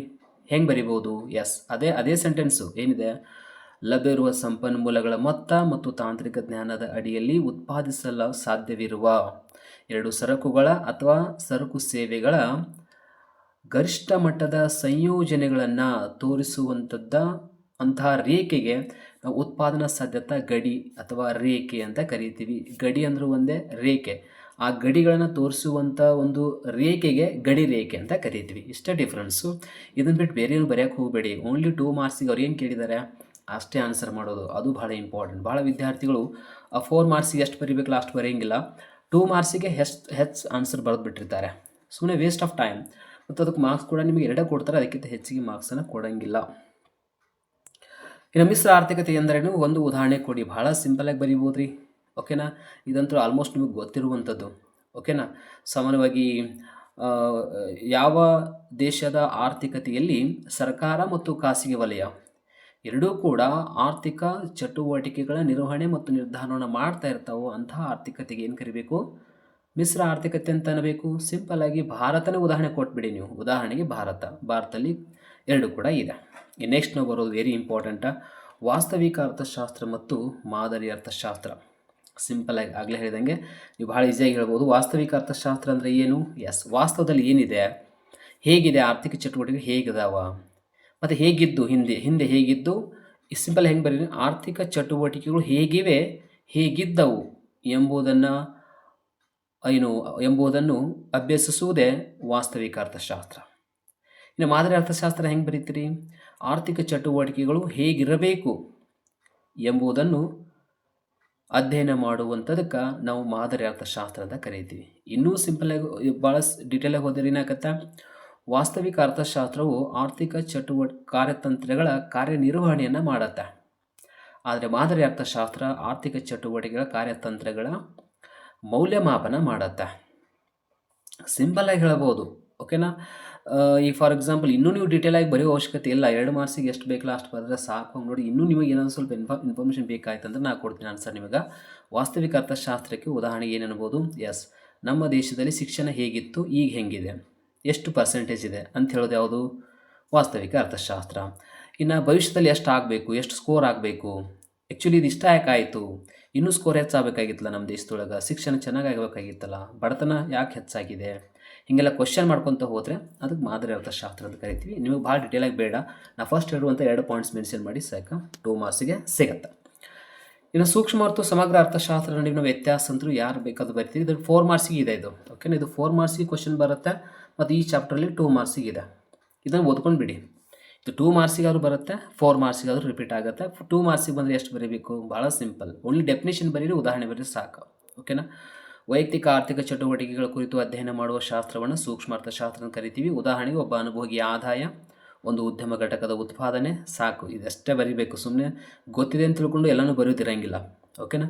ಅದೇ ರೀತಿ ಸಂಪೂರ್ಣ ಆರ್ಥಿಕ ಚಟುವಟಿಕೆಗಳ ಕುರಿತು ಅಧ್ಯಯನ ಮಾಡುವಂಥ ಶಾಸ್ತ್ರಕ್ಕೆ ಸಮಗ್ರ ಅರ್ಥಶಾಸ್ತ್ರ ಅಂತ ಕರಿತೀವಿ. ಸಿಂಪಲಾಗಿ ಏನು ಹೇಳ್ಬೋದು? ಓಕೆ, ಒಂದು ದೇಶದ ರಾಷ್ಟ್ರೀಯ ಆದಾಯ ಹೇಳ್ಬೋದು, ಅಥವಾ ಸಮಗ್ರ ಬೇಡಿಕೆ, ಸಮಗ್ರ ಪೂರೈಕೆ. ಸೊ ಇಷ್ಟು ಹೇಳಿದ್ರೆ ಸಾಕು, ಆಲ್ಮೋಸ್ಟ್ 2 ಮಾರ್ಕ್ಸ್ ಅಂತೂ ನಿಮಗೆ ಸಿಗುತ್ತೆ. ಇನ್ಮೇಲೆ ನಾವು ನೋಡಬೇಕಾಗಿದ್ದು ವೆರಿ ಇಂಪಾರ್ಟೆಂಟ್ 4 ಮಾರ್ಕ್ಸಿಗೆ ಇರುವಂಥ ಪ್ರಶ್ನೆಗಳ ಬಗ್ಗೆ ನೋಡಬೇಕಾಗಿದೆ. ಓಕೆ, ಈಗ 4 ಮಾರ್ಕ್ಸಿಗೆ ಏನು ನೋಡಬೇಕಾಗಿದೆ ಅಂದ್ರೆ, ಆ್ಯಕ್ಚುಲಿ ಇಲ್ಲಿ ಬರವಣಿಗೆಯಲ್ಲಿ ಭಾಳ ಗೊಂದಲ ಮಾಡ್ಕೊಳ್ತಿರ್ತೀರಿ ನೀವು. ಮೇನ್ ಏನು ಮಾಡಬೇಕು ಅಂದರೆ, ನೀವು ಎಷ್ಟೇ ಬರೀರಿ ಅದರೊಳಗೆ ಮ್ಯಾಟ್ರ್ ಇರಬೇಕು. ಆ್ಯಕ್ಚುಲಿ ನಿಮ್ಗೆ ಮಾರ್ಕ್ಸ್ ಕೊಡೋದು, ಮಾರ್ಕ್ಸ್ ಕಟ್ ಆಗಲ್ದಂಗೆ ಮಾಡೋದೇ ಮೇನ್ ಇಂಪಾರ್ಟೆಂಟ್ ಇದೆ. ಈ ಫಾರ್ ಎಕ್ಸಾಂಪಲ್ ಲಾಸ್ಟ್ 2025ರಲ್ಲಿ ಫಸ್ಟ್ ಎಕ್ಸಾಮ್ ಏನಿತ್ತಲ್ಲ, ಆ್ಯನ್ಯುವಲ್ ಎಕ್ಸಾಮ್ ಮಾರ್ಚಲ್ಲಿ, ಅಲ್ಲಿ ಈ ಕ್ವಶನ್ ಫಸ್ಟಿಗೆ ಬಂದಿತ್ತು. ಯಾವುದು ಅಂತಂದರೆ, ಒಂದನೇದು, ಒಂದು ಸರಳ ಆರ್ಥಿಕತೆಯಲ್ಲಿ ಕೃಷಿ ಕುಟುಂಬ, ನೇಕಾರ, ಶಿಕ್ಷಕರು ಸಂಪನ್ಮೂಲಗಳನ್ನು ಬಳಸಿ ಹೇಗೆ ತಮ್ಮ ಅಗತ್ಯಗಳನ್ನು ಪೂರೈಸಿಕೊಳ್ಳುತ್ತಾರೆ ಎಂಬುದನ್ನು ಸಂಕ್ಷಿಪ್ತವಾಗಿ ವಿವರಿಸಿ ಅಂತ ಕ್ವಶನ್ ಬಂದಿತ್ತು. ಬಟ್ ಅಲ್ಲಿ ಭಾಳ ವಿದ್ಯಾರ್ಥಿಗಳು ಬರೆದಿರ್ತಾರೆ, ಬಟ್ ಮಾರ್ಕ್ಸನ್ನು 4ಕ್ಕೆ 4 ಮಾರ್ಕ್ಸ್ ತೆಗೆದುಕೊಳ್ಬೇಕಾದ್ರೆ ಏನು ಮಿಸ್ ಆಗಬಾರ್ದು ಅನ್ನೋದು ವೆರಿ ಇಂಪಾರ್ಟೆಂಟ್. ಸೊ ಫಸ್ಟಿಗೆ ಏನು ಬರೀರಿ? ಸರಳ ಆರ್ಥಿಕತೆ ಅಂದರೆ ಏನು? ಓಕೆ, ವೈಯಕ್ತಿಕ ಆರ್ಥಿಕತೆ. ಇದು ಅಂದರೆ ಒಬ್ಬ ವ್ಯಕ್ತಿಯ ದೈನಂದಿನ ಆರ್ಥಿಕ ಚಟುವಟಿಕೆಗಳ ಕುರಿತು ಅಧ್ಯಯನ ಮಾಡೋದೇ ಸರಳ ಆರ್ಥಿಕತೆ, ಸಿಂಪಲಾಗಿ ಹೇಳ್ಬೇಕಂತಂದ್ರೆ. ಇನ್ನು ಹೆಂಗೆ ಬರೀತೀರಿ, ಎಲ್ಲಿಂದ ಸ್ಟಾರ್ಟ್ ಮಾಡಬೇಕು? ಎಸ್, ಜನರು ತಮಗೆ ಬೇಕಾದ ಎಲ್ಲ ಸರಕು ಸೇವೆಗಳನ್ನು ತಾವೇ ಉತ್ಪಾದಿಸಿಕೊಳ್ಳಲು ಸಾಧ್ಯವಿಲ್ಲ. ಅವರು ಸರಕು ಮತ್ತು ಸೇವೆಗಳಿಗಾಗಿ ಒಬ್ಬರ ಮೇಲೆ ಒಬ್ಬರು ಏನಾಗಿರ್ತಾರೆ, ಇನ್ನೊಬ್ಬರ ಮೇಲೆ ಅವಲಂಬಿತರಾಗಿರ್ತಾರೆ. ಅದಕ್ಕೆ ಸಂಬಂಧಪಟ್ಟಂತೆ ಜನರು ಹೇಗೆ ತಮ್ಮಲ್ಲಿರುವ ಸಂಪನ್ಮೂಲಗಳನ್ನು, ಅಂದರೆ ಕೊರತೆಯ ಸಂಪನ್ಮೂಲ ಆಗಬೇಕಾ, ಕೊರತೆಯಲ್ಲಿರುವ ಸಂಪನ್ಮೂಲಗಳನ್ನು ಬಳಸಿಕೊಂಡು ಹೇಗೆ ತಮ್ಮ ಆರ್ಥಿಕ ಚಟುವಟಿಕೆಗಳನ್ನು ನಿರ್ವಹಿಸಿಕೊಳ್ಳುತ್ತಾರೆ ಎಂಬುದನ್ನು ಈ ಕೆಳಗಿನ 3 ಉದಾಹರಣೆಗಳ ಮೂಲಕ ನಾವು ಅರ್ಥ ಮಾಡಿಕೊಳ್ಳಬಹುದು ಅಂತ ಬರೀರಿ ಸ್ಟಾರ್ಟಿಂಗ. ಸೊ ಇದೇ ವೆರಿ ಇಂಪಾರ್ಟೆಂಟ್ ಅಲ್ಲ. ಸೊ ಇಷ್ಟು ಬರೋದಾದಮೇಲೆ ಫಸ್ಟಿಗೆ ಏನು ಮಾಡಿ, ಕೃಷಿ ಕುಟುಂಬ ಅಂತ ಹಾಕಿ. ಕೃಷಿ ಕುಟುಂಬ ಅಂತ ಹಾಕಿದ ಮೇಲೆ ಅದಕ್ಕೆ ಪ್ಯಾರ ಮಾಡಿ ಬರಿಬೇಕಾಗತ್ತೆ. ಹೆಂಗೆ ಬರೀತೀರಿ? ಆ್ಯಕ್ಚುಲಿ ಇನ್ನೊಂದು ಇಂಪಾರ್ಟೆಂಟ್, ಭಾಳ ವಿದ್ಯಾರ್ಥಿಗಳು ಈಗಾಗಲೇ ನಿಮಗೆ ಆನ್ಸರ್ ಶೀಟ್ ಕೊಟ್ಟಿರ್ತಾರೆ. ಅಂದರೆ ಆ್ಯಕ್ಚುಲಿ ನಿಮಗೆ ಆನ್ಸರ್ ಶೀಟ್ ಇಟ್ಟಿರುತ್ತೆ. ಮೊದಲಿಗೆ ಎಷ್ಟಿತ್ತು ಅಂದರೆ 2025ಕ್ಕಿಂತ ಪೂರ್ವದಲ್ಲಿ 28 ಪೇಜ್ ಕೊಡ್ತಿದ್ರು ನಿಮಗೆ ಆನ್ಸರ್ ಶೀಟನ್ನು. ಬಟ್ ಈಗೇನು ಮಾಡಿದ್ದಾರೆ ಅಂತಂದ್ರೆ 24 ಪೇಜ್ ಮಾತ್ರ ಕೊಡ್ತಾರೆ. ಬಟ್ 24 ಪೇಜಲ್ಲೂ ಕೂಡ ಕೇವಲ ನೀವು 17-18 ಪೇಜ್ ಬರೆದರೂ ಕೂಡ ಎಕನಾಮಿಕ್ಸಲ್ಲಿ 80ಕ್ಕೆ 80 ಮಾರ್ಕ್ಸ್ ತೆಗೆದುಕೊಳ್ಬೋದು. ಅದು ಹೇಗೆ ಅನ್ನೋದನ್ನು ಟ್ರಿಕ್ಸನ್ನು ಆಮೇಲೆ ಹೇಳ್ತೀನಿ ನಾನು. ಅದರೊಳಗೆ ಹೇಗೆ ನೀವು ತೆಗೆದುಕೊಳ್ಳೋಕ್ಕೆ ಸಾಧ್ಯ ಇದೆ, ಹೇಗೆ ನಾವು ಕವರಪ್ ಮಾಡ್ಕೊಳ್ಬೇಕು ಅನ್ನೋದು ಆಮೇಲೆ ಹೇಳ್ತೀನಿ. ಮೊದಲಿಗೆಲ್ಲ ವಿವರಣೆಯನ್ನು ನೋಡ್ಕೊತಾ ಹೋಗೋಣ. ಓಕೆ, ಕೃಷಿ ಕುಟುಂಬ ಅಂತ ಬಂದಾಗ ಇಲ್ಲಿ ಹೆಂಗೆ ಬರೀತೀರಿ? ಎಸ್,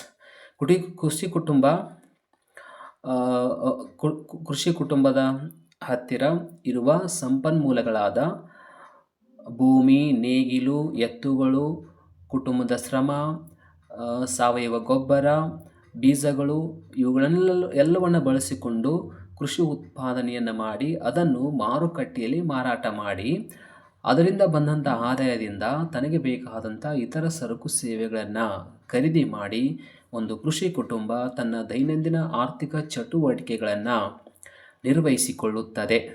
ಎಸ್, ಇಷ್ಟೇ, ಇದೇ ಮೇನ್ ಪಾಯಿಂಟ್. ನಾವು ಇದನ್ನು ಬಿಡ್ತೀವಿ, ಏನೇನೋ ಬರಿತಾ ಇರ್ತೀವಿ. ಓಕೆನಾ, ಮೇನ್ ನಾವು ಹೈಲೈಟ್ ಮಾಡಬೇಕಾಗಿದೆ ಇದೇ ಇಂಪಾರ್ಟೆಂಟ್. ಓಕೆನಾ, ಅದೇ ರೀತಿ ನೇಕಾರ ಅಂತ ಹಾಕಿ. ಓಕೆ, ನೇಕಾರ ಅಂದರೆ ಯಾರು? ಬಟ್ಟೆಗಳನ್ನು ತಯಾರು ಮಾಡೋರು. ಸಿಂಪಲಾಗಿ ನೋಡಿ ಹೆಂಗೇನೋ ಹೇಳ್ಬೋದು.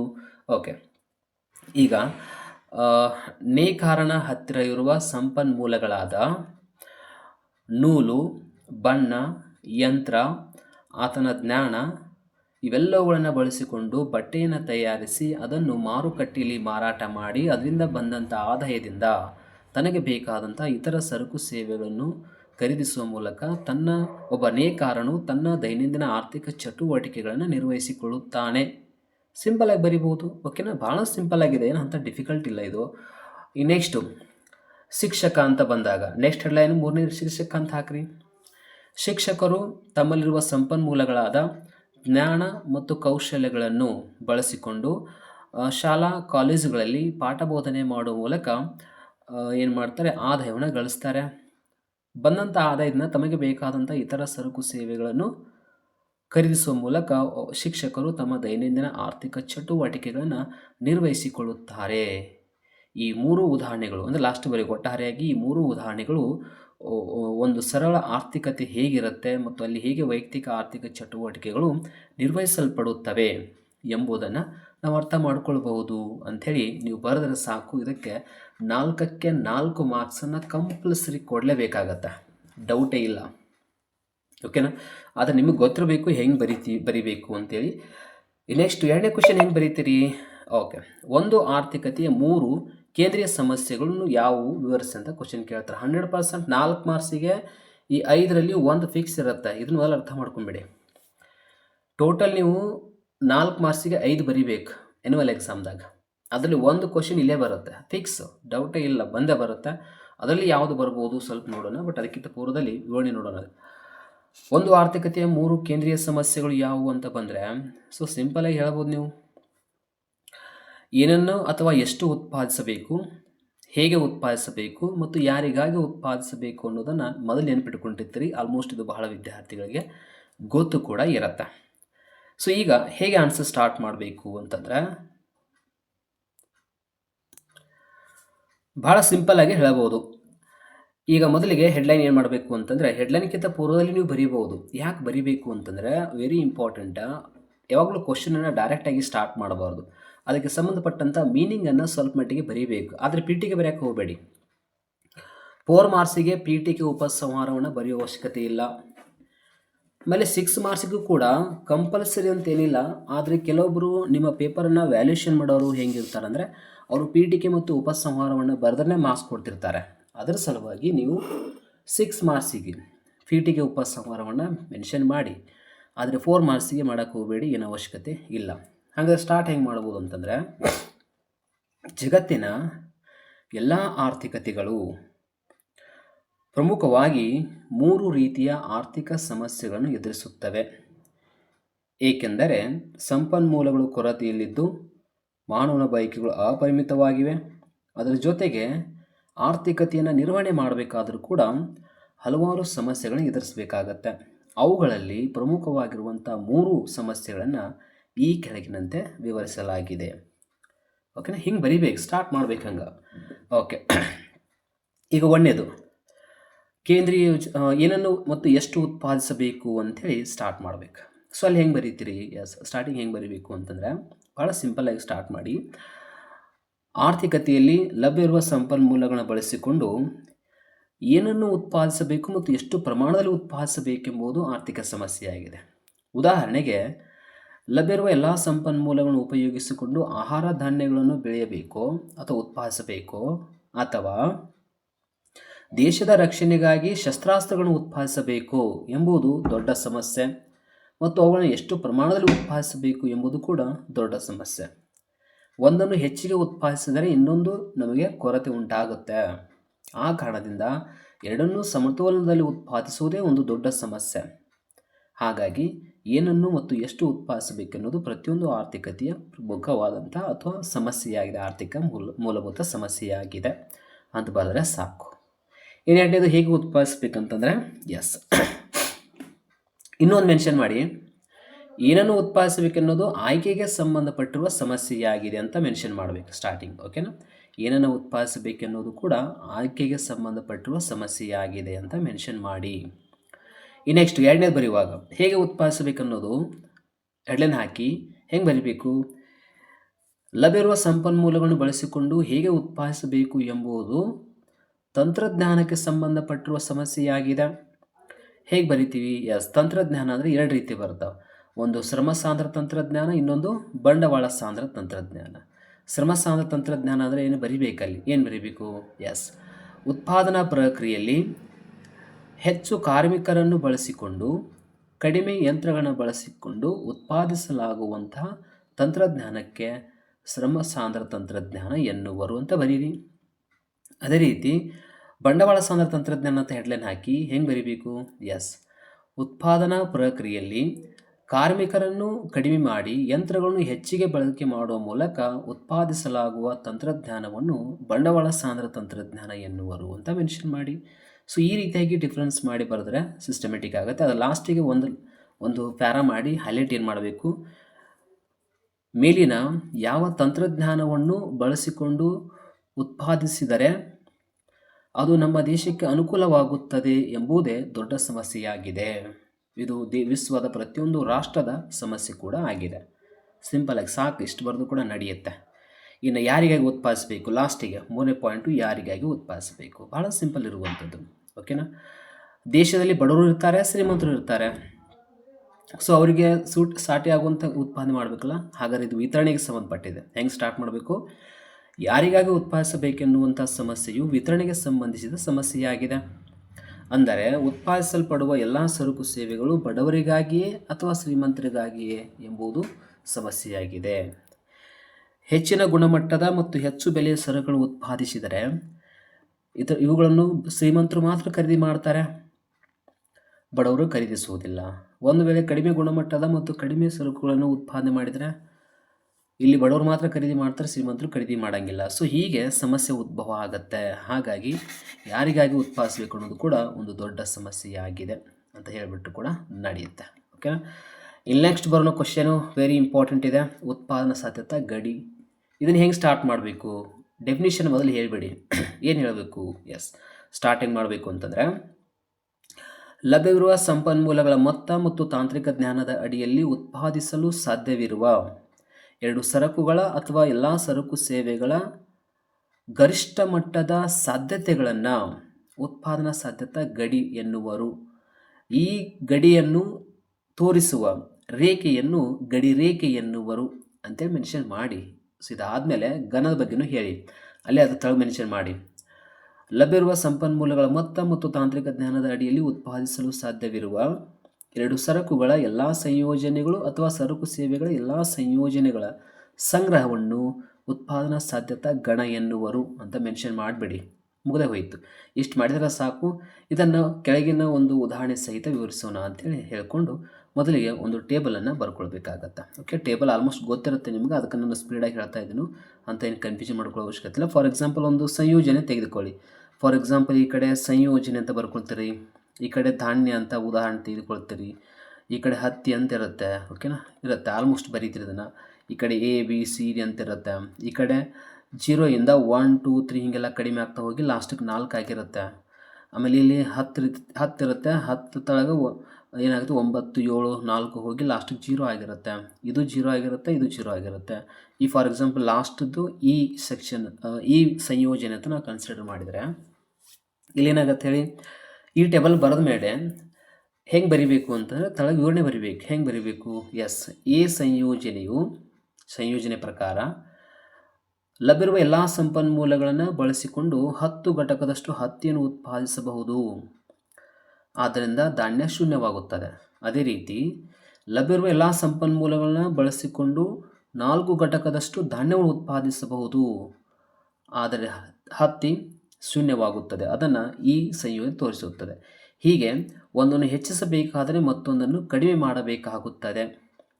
ಆದ್ದರಿಂದ ಇಲ್ಲಿ ಇನ್ನೊಂದು ಸದಾವಕಾಶ ವೆಚ್ಚದ ಬಗ್ಗೆಯೂ ಹೇಳ್ಬೋದು ನೀವು. ಅಂದರೆ ಒಂದನ್ನು ಹೆಚ್ಚಿಗೆ ಉತ್ಪಾದಿಸಲು ಇನ್ನೊಂದು ಕಡಿಮೆ ಮಾಡಲಾಗುತ್ತದೆ ಅಂಥೇಳಿ, ಕಡಿಮೆಯಾಗಲು ತಗಲುವಂಥ ವೆಚ್ಚಕ್ಕೆ ಸದಾವಕಾಶ ವೆಚ್ಚ ಅಂತ ಕರಿತೀವಿ. ಅದನ್ನು ಕೂಡ ಮೆನ್ಷನ್ ಮಾಡ್ಬೋದು. ಇದ್ರ ಬಗ್ಗೆ ಇಷ್ಟು ವಿವರಣೆ ಆದಮೇಲೆ ಡಯಾಗ್ರಾಮ್ ಬರ್ಕೊಂಬಿಡಿ. ಡಯಾಗ್ರಾಮ್ ಬರೆಯುವಾಗ ನೀವು ಡಯಾಗ್ರಾಮನ್ನು ಆ್ಯಸ್ ಇಟ್ ಈಸ್ ಈ ಕಡೆ ಎಲ್ಲ ಬರೆದಿರ್ತೀರಿ, ಓಕೆನಾ. ಈಗೆಲ್ಲ ಬರೆದಿರ್ತೀರಿ, ಈ ಕಡೆ ಧಾನ್ಯ, ಈ ಕಡೆ ಹತ್ತಿ ಅಂತ ಬರೆದಿರ್ತೀರಿ. ನೀವು ಇಲ್ಲಿ ಸಂಖ್ಯೆಗಳನ್ನ ಕೊಟ್ಟಿರ್ತೀರಿ, 1 2 3 4 ಅಂತ ಕೊಟ್ಟಿರ್ತೀರಿ.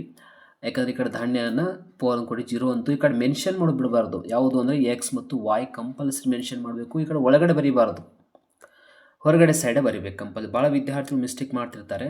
ಮತ್ತು ಈ ಡಯಾಗ್ರಾಮ್ ಬರೆಯುವಾಗ ಕಂಪಲ್ಸರಿ ಸಿಸ್ ಪೆನ್ ಮಾತ್ರ ಯೂಸ್ ಮಾಡಬೇಕು, ಪೆನ್ ಎಲ್ಲಿ ಕೂಡ ಯೂಸ್ ಮಾಡೋಕ್ಕೆ ಹೋಗಬಾರ್ದು. ಓಕೆ, ಇದಾದಮೇಲೆ ಏನು ಮಾಡಬೇಕು ಅಂತಂದರೆ, ಎಕ್ಸಾಕ್ಟ್ಲಿ ನೀವು ಮಾಡಬೇಕಾದ ಕೆಲಸ ಏನು ಅಂತಂದರೆ, ಇಲ್ಲಿ ಈ ರೇಖೆಯನ್ನು ಮತ್ತು ಈ ಕಡೆ ನೀವು 2 4 6 8 10 ಅಂತ ಬರ್ಕೊಂಡ್ಬಿಟ್ಟಿರ್ತೀರಿ. ಸೊ ಇಲ್ಲಿಂದ ಈ ರೇಖೆ ಕೆಲವೊಮ್ಮೆ ಏನಾಗುತ್ತೆ ಅಂದರೆ ನೀವು ಇದು ಮಾಡುವಾಗ ಸ್ವಲ್ಪ ವೇರಿಯೇಷನ್ ಆಗಬಹುದು, ಓಕೆನಾ. ಹೀಗೆಲ್ಲ ಹೋಗ್ಬೋದು. ಬಟ್ ಹಿಂಗೆ ಮಾಡೋಕ್ಕೆ ಹೋಗಬೇಡಿ. ಡೈರೆಕ್ಟಾಗಿ ಮೊದಲು ಇದನ್ನು ಈ ರೀತಿಯಾಗಿ ಮಾಡ್ಕೊಂಡ್ಬಿಡಿ. ಮಾಡ್ಕೊಂಡಾದ್ಮೇಲೆ ABCDE ಅಂಥೇಳಿ ಬಿಂದುಗಳನ್ನ ಹಾಕೊಂಡ್ಬಿಡಿ, ಅಥವಾ ಸಂಯೋಜನೆಗಳು ಬರ್ಕೊಂಡ್ಬಿಡಿ. ಸಾಕು, ಇಷ್ಟು ಬರೆದ್ರೂ ಕೂಡ ನಡೆಯುತ್ತೆ. ಇಲ್ಲೊಂದು ಸಂಯೋಜನೆ ತೋರಿಸಿ, ಇಲ್ಲೊಂದು ಸಂಯೋಜನೆ ತೋರಿಸ್ರಿ. ಇದೇನು ಅಂದರೆ, ಈ ಸಂಯೋಜನೆಯಿಂದ ಯಾವುದಾದ್ರು ಒಂದು ಎಫ್ ಅಂತ ಏನಾದರೂ ಹೆಸರು ಕೊಡಿ, ಇದಕ್ಕೊಂದು ಜೆ ಅಂತ ಹೆಸರು ಕೊಡಿ. ಕೊಟ್ಟ ಮೇಲೆ ಏನು ಮಾಡಬೇಕು, ಎಫ್ ಅನ್ನೋದು ಉತ್ಪಾದನಾ ಸಾಧ್ಯತಾ ಗಡಿ ರೇಖೆಗಿಂತ ಕೆಳಗಡೆ ಇರೋದ್ರಿಂದ ಇದು ಸಂಪನ್ಮೂಲಗಳ ಅಪೂರ್ಣ ಬಳಕೆಯನ್ನು ಹೇಳುತ್ತದೆ. ಮತ್ತು ಜಿ ಲಭ್ಯವಿರುವ ಸಂಪನ್ಮೂಲಗಳ ಪ್ರಮಾಣಕ್ಕಿಂತ ಹೆಚ್ಚಿನ ಸಂಯೋಜನೆಯಾಗಿದ್ದು ಇದನ್ನು ಉತ್ಪಾದಿಸಲು ಸಾಧ್ಯವಿಲ್ಲ ಅಂತೇಳಿ ಜಿ ಬರೀಬೇಕು. ಲಾಸ್ಟಿಗೆ ಬರೆಯೋದು ಅಂದರೆ ಎಲ್ಲ ವಿವರಣೆ ಬರೆದ ಮೇಲೆ. ಮೊದಲು ಹೆಂಗೆ ಸ್ಟಾರ್ಟ್ ಮಾಡಬೇಕು, ಡಯಾಗ್ರಾಮ್ ಬರೆದ ಮೇಲೆ ಇದಕ್ಕೆ ಆ್ಯಕ್ಚುಲಿ ಬಾಕ್ಸ್ ಅಂತ ಕಂಪಲ್ಸರಿ ಹಾಕಬೇಕು. ಅದು ಕೂಡ ಸಿಸ್ಪೆನ್ನೇ ಯೂಸ್ ಮಾಡಬೇಕು. ಸೊ ಇದನ್ನು ಎಷ್ಟು ನೀಟಾಗಿ ಬರೀತೀರಿ. ಇನ್ನೊಂದು ಹೇಳಬೇಕಂದ್ರೆ ನಿಮಗೆ, ಇದು ನಿಮ್ಮದು ಆನ್ಸರ್ ಸೀಟ್ ಅಂದ್ಕೊಳ್ಳೋಣ, ಓಕೆನಾ. ಇದು ಮಾರ್ಜಿನ್ ಈಗಾಗಲೇ ಕೊಟ್ಟಿರ್ತಾರೆ, ಇದನ್ನು ಮತ್ತೊಂದು ಸಲ ಹಿಂಗೆ ಗೆರಿ ಹಾಕೋಂಗಿಲ್ಲ, ಓಕೆನಾ. ಹಾಗಾಗಿ ಇಲ್ಲಿ ಕ್ವಶನ್ ನಂಬರ್ ಹಾಕಿ, ಇಲ್ಲಿ ನೀವೆಲ್ಲ ವಿವರಣೆ ಆದಮೇಲೆ ಡಯಾಗ್ರಾಮ ಟೇಬಲ್ ಇದು ಅಂತ ತಿಳ್ಕೊಳ್ಳೋ, ಡಯಾಗ್ರಾಮ್ ಕೂಡ ವಿವರಣೆ ತಳಗೆ ಹಿಂಗೆ ಬರಿಬೇಕು. ಅಂದರೆ ಈ ಕಡೆನೂ ಕೂಡ ಟಚ್ ಆಗಬಾರ್ದು, ಈ ಕಡೆ ಕೂಡ ಟಚ್ ಆಗಬಾರ್ದು. ಡಯಾಗ್ರಾಮನ್ನು ಚೆನ್ನಾಗಿ ಸೆಂಟ್ರ್ ಒಳಗಡೆ ಡಯಾಗ್ರಾಮನ್ನು ಬರೀಬೇಕು, ನೀಟಾಗಿ ಕಾಣುತ್ತೆ. ಒಂದು ವೇಳೆ ಜಾಗ ಸಿಗ್ಲಿಕ್ಕೆ ನೆಕ್ಸ್ಟ್ ಪೇಜ್ ಒಳಗೆ ಬರೀರಿ. ಯಾಕಂತಂದ್ರೆ ಈಗೇನು ಹೇಳಕತ್ನಲ್ಲ, ಇವೆಲ್ಲ ಮೆಥಡ್ಸ್ನ ಮತ್ತೊಮ್ಮೆ ಹೇಳಂಗಿಲ್ಲ. ನೆಕ್ಸ್ಟ್ ಎಲ್ಲ ಬರುವಂಥ ಕಾನ್ಸೆಪ್ಟ್ಗಳು ಡಯಾಗ್ರಾಮ್ಸ್ ಹೆಚ್ಚಿರೋದ್ರಿಂದ ಅಲ್ಲಿ ಟೈಮ್ ಏನು ಎಲ್ಲ ವಿವರಣೆ ಕೊಡೋಕ್ಕಾಗಂಗಿಲ್ಲ. ಅದಕ್ಕೆ ಅಡ್ವಾನ್ಸಾಗಿ ಹೇಳ್ತೀನಿ, ಡಯಾಗ್ರಾಮ್ ಹೆಂಗೆ ಬರೀಬೇಕಂದ್ರೆ ಈ ಮೆಥಡ್ಗಳು ಹೋಗಬೇಕು. ಓಕೆ, ಈಗ ಈ ಡಯಾಗ್ರಾಮ್ ಬರೆದ ಮೇಲೆ ವಿವರಣೆ ಹೆಂಗೆ ಸ್ಟಾರ್ಟ್ ಮಾಡಬೇಕು. ಈ ಮೇಲಿನ ರೇಖಾಚಿತ್ರದಲ್ಲಿ OX ಅಕ್ಷದಲ್ಲಿ ಧಾನ್ಯ ಮತ್ತು OY ಅಕ್ಷದಲ್ಲಿ ಹತ್ತಿಯನ್ನು ಸೂಚಿಸಲಾಗಿದೆ. OX ಅಕ್ಷದಲ್ಲಿ ಧಾನ್ಯವನ್ನು 1 2 3 4 ಅಂತ ಹೆಚ್ಚಿಸಿದಾಗ OY ಅಕ್ಷದಲ್ಲಿ ಹತ್ತಿಯನ್ನು 10 8 10 9 ಅಲ್ಲಿದೆ ನೋಡಿ 7 4 0 ಅಂಥೇಳಿ ಕಡಿಮೆ ಮಾಡಲಾಗಿದೆ ಅಂತ ಬರೀಬೇಕು. ಇದಾದಮೇಲೆ ಏನು ಮಾಡಬೇಕು, ಈಗ ನೆಕ್ಸ್ಟ್ ಪ್ಯಾರ ಮಾಡಬೇಕು. ಹೆಂಗೆ ಮಾಡಬೇಕು ಅಂತಂದರೆ, ಉತ್ಪಾದನಾ ಸಾಧ್ಯತಾ ಗಡಿ ರೇಖೆ ಮೇಲಿರುವ 5 ಸಂಯೋಜನೆಗಳು ABCDE ಇವುಗಳು ಒಂದೇ ಮಟ್ಟದ ಸಾಧ್ಯತೆಗಳನ್ನ ಹೇಳಿಕೊಡ್ತಾವೆ. ಅಂದರೆ ಹತ್ತಿಯನ್ನು 10 ಘಟಕದ ಉತ್ಪಾದನೆ ಮಾಡಿದರೆ ಧಾನ್ಯವನ್ನು ಬಿಟ್ಟು ಬಿಡಬೇಕಾಗತ್ತೆ. ಈಗ ಧಾನ್ಯವನ್ನು 1 ಘಟಕದ ಹೆಚ್ಚು ಮಾಡಬೇಕಾದ್ರೆ ಹತ್ತಿಯನ್ನು 9 ಘಟಕದಷ್ಟು ಕಡಿಮೆ ಮಾಡಬೇಕಂದ್ರೆ 9 ಕಡಿಮೆ ಮಾಡಬೇಕು. ಹೀಗೆ ಒಂದನ್ನು ಹೆಚ್ಚು ಮಾಡಲಿಕ್ಕೆ ಮತ್ತೊಂದನ್ನು ಕಡಿಮೆ ಮಾಡಲಾಗುತ್ತೆ. ಹಾಗಾಗಿ ಈ 5 ಸಂಯೋಜನೆಗಳಿಗಿಂತ ಹೆಚ್ಚಿಗೆ ಉತ್ಪಾದಿಸಲು ಸಾಧ್ಯವಿಲ್ಲ. ಹಾಗಾಗಿ ಈ ರೇಖೆಯನ್ನು ಉತ್ಪಾದನಾ ಸಾಧ್ಯತಾ ಗಡಿ ರೇಖೆ ಅಂತ ಕರೀತಾರೆ. ಇಷ್ಟು ಬರೆದ್ರೆ ಸಾಕು, 4ಕ್ಕೆ 4 ಮಾರ್ಕ್ಸ್ ಫಿಕ್ಸ್ ಕೊಟ್ಬಿಡ್ತಾರೆ, ಮತ್ತೇನು ಅವಶ್ಯಕತೆ ಇಲ್ಲ, ಓಕೆನಾ. ಈಗ ನೆಕ್ಸ್ಟ್ ಕ್ವಶನ್ಗೆ ಮತ್ತೆ ಹೋಗೋಣ. ಸೊ ವೆರಿ ಇಂಪಾರ್ಟೆಂಟ್, ಕೇಂದ್ರೀಯ ಯೋಜಿತ ಆರ್ಥಿಕತೆ ಕುರಿತು ಬರೆಯಿರಿ. ಬಹಳ ಸಿಂಪಲ್ ಇರುವಂಥದ್ದು, ಬಹಳ ಕನ್ಫ್ಯೂಷನ್ ಮಾಡ್ಕೊಳ್ಳೋ ಅವಶ್ಯಕತೆ ಇಲ್ಲ ಇದನ್ನು. ಈಗ ಹೇಳ್ಬೋದು ಹೇಗೆ ಅಂತಂದ್ರೆ, ಸೆಂಟೆನ್ಸ್ ಹೆಂಗೆ ಸ್ಟಾರ್ಟ್ ಮಾಡ್ಬೇಕು ನೋಡಿ. ಕೇಂದ್ರೀಯ ಯೋಜಿತ ಆರ್ಥಿಕತೆ ಅಂತಂದ್ರೆ, ಓಕೆನಾ, ಒಂದು ದೇಶದ ಎಲ್ಲ ಆರ್ಥಿಕ ಚಟುವಟಿಕೆಗಳ ನಿರ್ವಹಣೆ ಮತ್ತು ನಿರ್ಧಾರಗಳನ್ನು ಸರ್ಕಾರವೇ ತೆಗೆದುಕೊಳ್ಳುತ್ತಿದ್ದರೆ ಅದನ್ನು ಏನು ಕರಿಬೇಕು, ಕೇಂದ್ರೀಯ ಯೋಜಿತ ಆರ್ಥಿಕತೆ ಎನ್ನುವರು.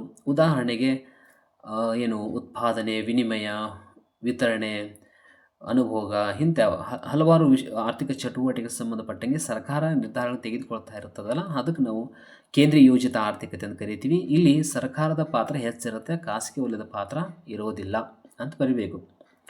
ಹಾಗೆ ಒಂದೊಂದು ಪಾಯಿಂಟ್ಸನ್ನು ಹೈಲೈಟ್ ಮಾಡ್ತಾ ಹೋಗಬೇಕು. ಕೇಂದ್ರೀಯ ಯೋಜಿತ ಆರ್ಥಿಕತೆಯ ಮುಖ್ಯ ಉದಾಹರಣೆ ಕೊಡಬೇಕಲ್ಲ. ಉದಾಹರಣೆಗೆ ನೋಡಿ, ಏನು ಚೀನಾ, ಕ್ಯೂಬಾ, ವಿಯೆಟ್ನಾಮ ಅಂತೇಳಿ ಬರ್ತಾವೆ. ಸೊ ಅವುಗಳ ಹೆಸರು ಕೊಟ್ಟು ಕೂಡ ನಡೆಯುತ್ತೆ, ಉದಾಹರಣೆ ಅಂತ ಕೊಟ್ಟು. ಅದಾದಮೇಲೆ ಹೆಂಗೆ ಮಾಡಬೇಕು ಅಂತಂದರೆ, ಸಿಂಪಲಾಗಿ ಬರೀರಿ. ಭಾಳ ಅಂದ್ರೆ ಭಾಳ ಸಿಂಪಲ್ ಇಂಪಾರ್ಟೆಂಟ್ ಇರುವಂಥ ಪಾಯಿಂಟ್ಸನ್ನು ಹೈಲೈಟ್ ಮಾಡಿ. ಕೇಂದ್ರೀಯ ಯೋಜಿತ ಆರ್ಥಿಕತೆಯ ಮುಖ್ಯ ಉದ್ದೇಶ ಜನರ ಕಲ್ಯಾಣವಾಗಿದೆ ಹೊರತು ಲಾಭ ಗಳಿಸುವುದಲ್ಲ. ನೆಕ್ಸ್ಟ್ ಪಾಯಿಂಟ್, ಕೇಂದ್ರೀಯ ಯೋಜಿತ ಆರ್ಥಿಕತೆಯಲ್ಲಿ ಸರ್ಕಾರ ಎಲ್ಲ ಸರಕು ಸೇವೆಗಳನ್ನ ಉತ್ಪಾದನೆ ಮಾಡಿ ಸಾರ್ವಜನಿಕರಿಗೆ ವಿತರಣೆ ಮಾಡುತ್ತೆ.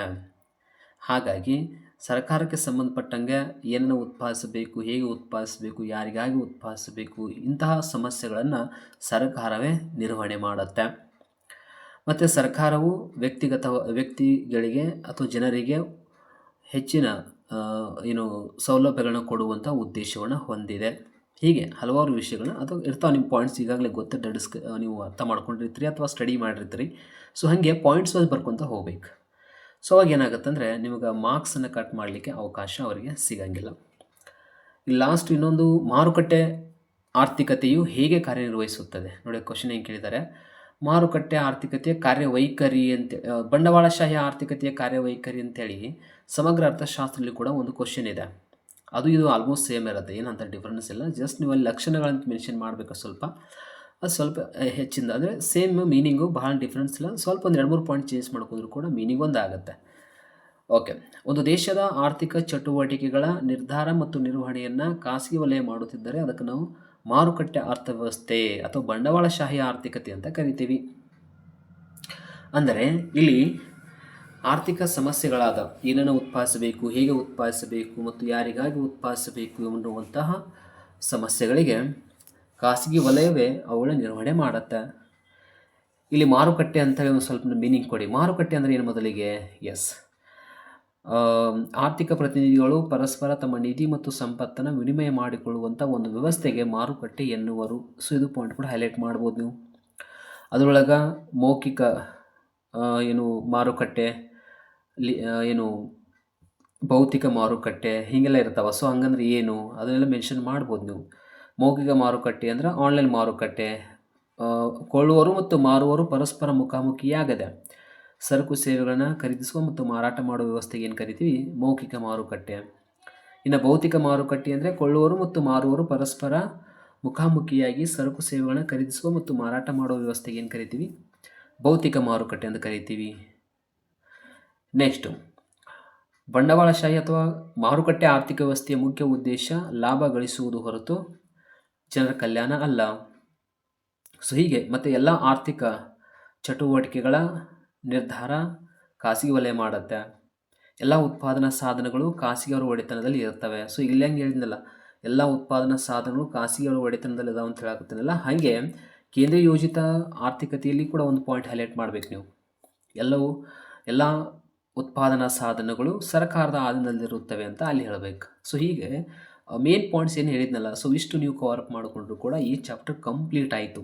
ಇದರೊಳಗೆ ಏನು ಅಂತ ಡಿಫಿಕಲ್ಟ್ ಅನ್ನೋದಿಲ್ಲ. ಸೊ ಇದು ಕ್ಲಿಯರ್ ಇದೆ. ಸೊ ಇಷ್ಟು ಕವರ್ ಮಾಡ್ಕೊಳ್ಬೇಕಾಗಿದೆ. ಇಲ್ಲಿ 6 ಮಾರ್ಕ್ಸ್ ಅಂತೂ ಸಿಗುತ್ತೆ.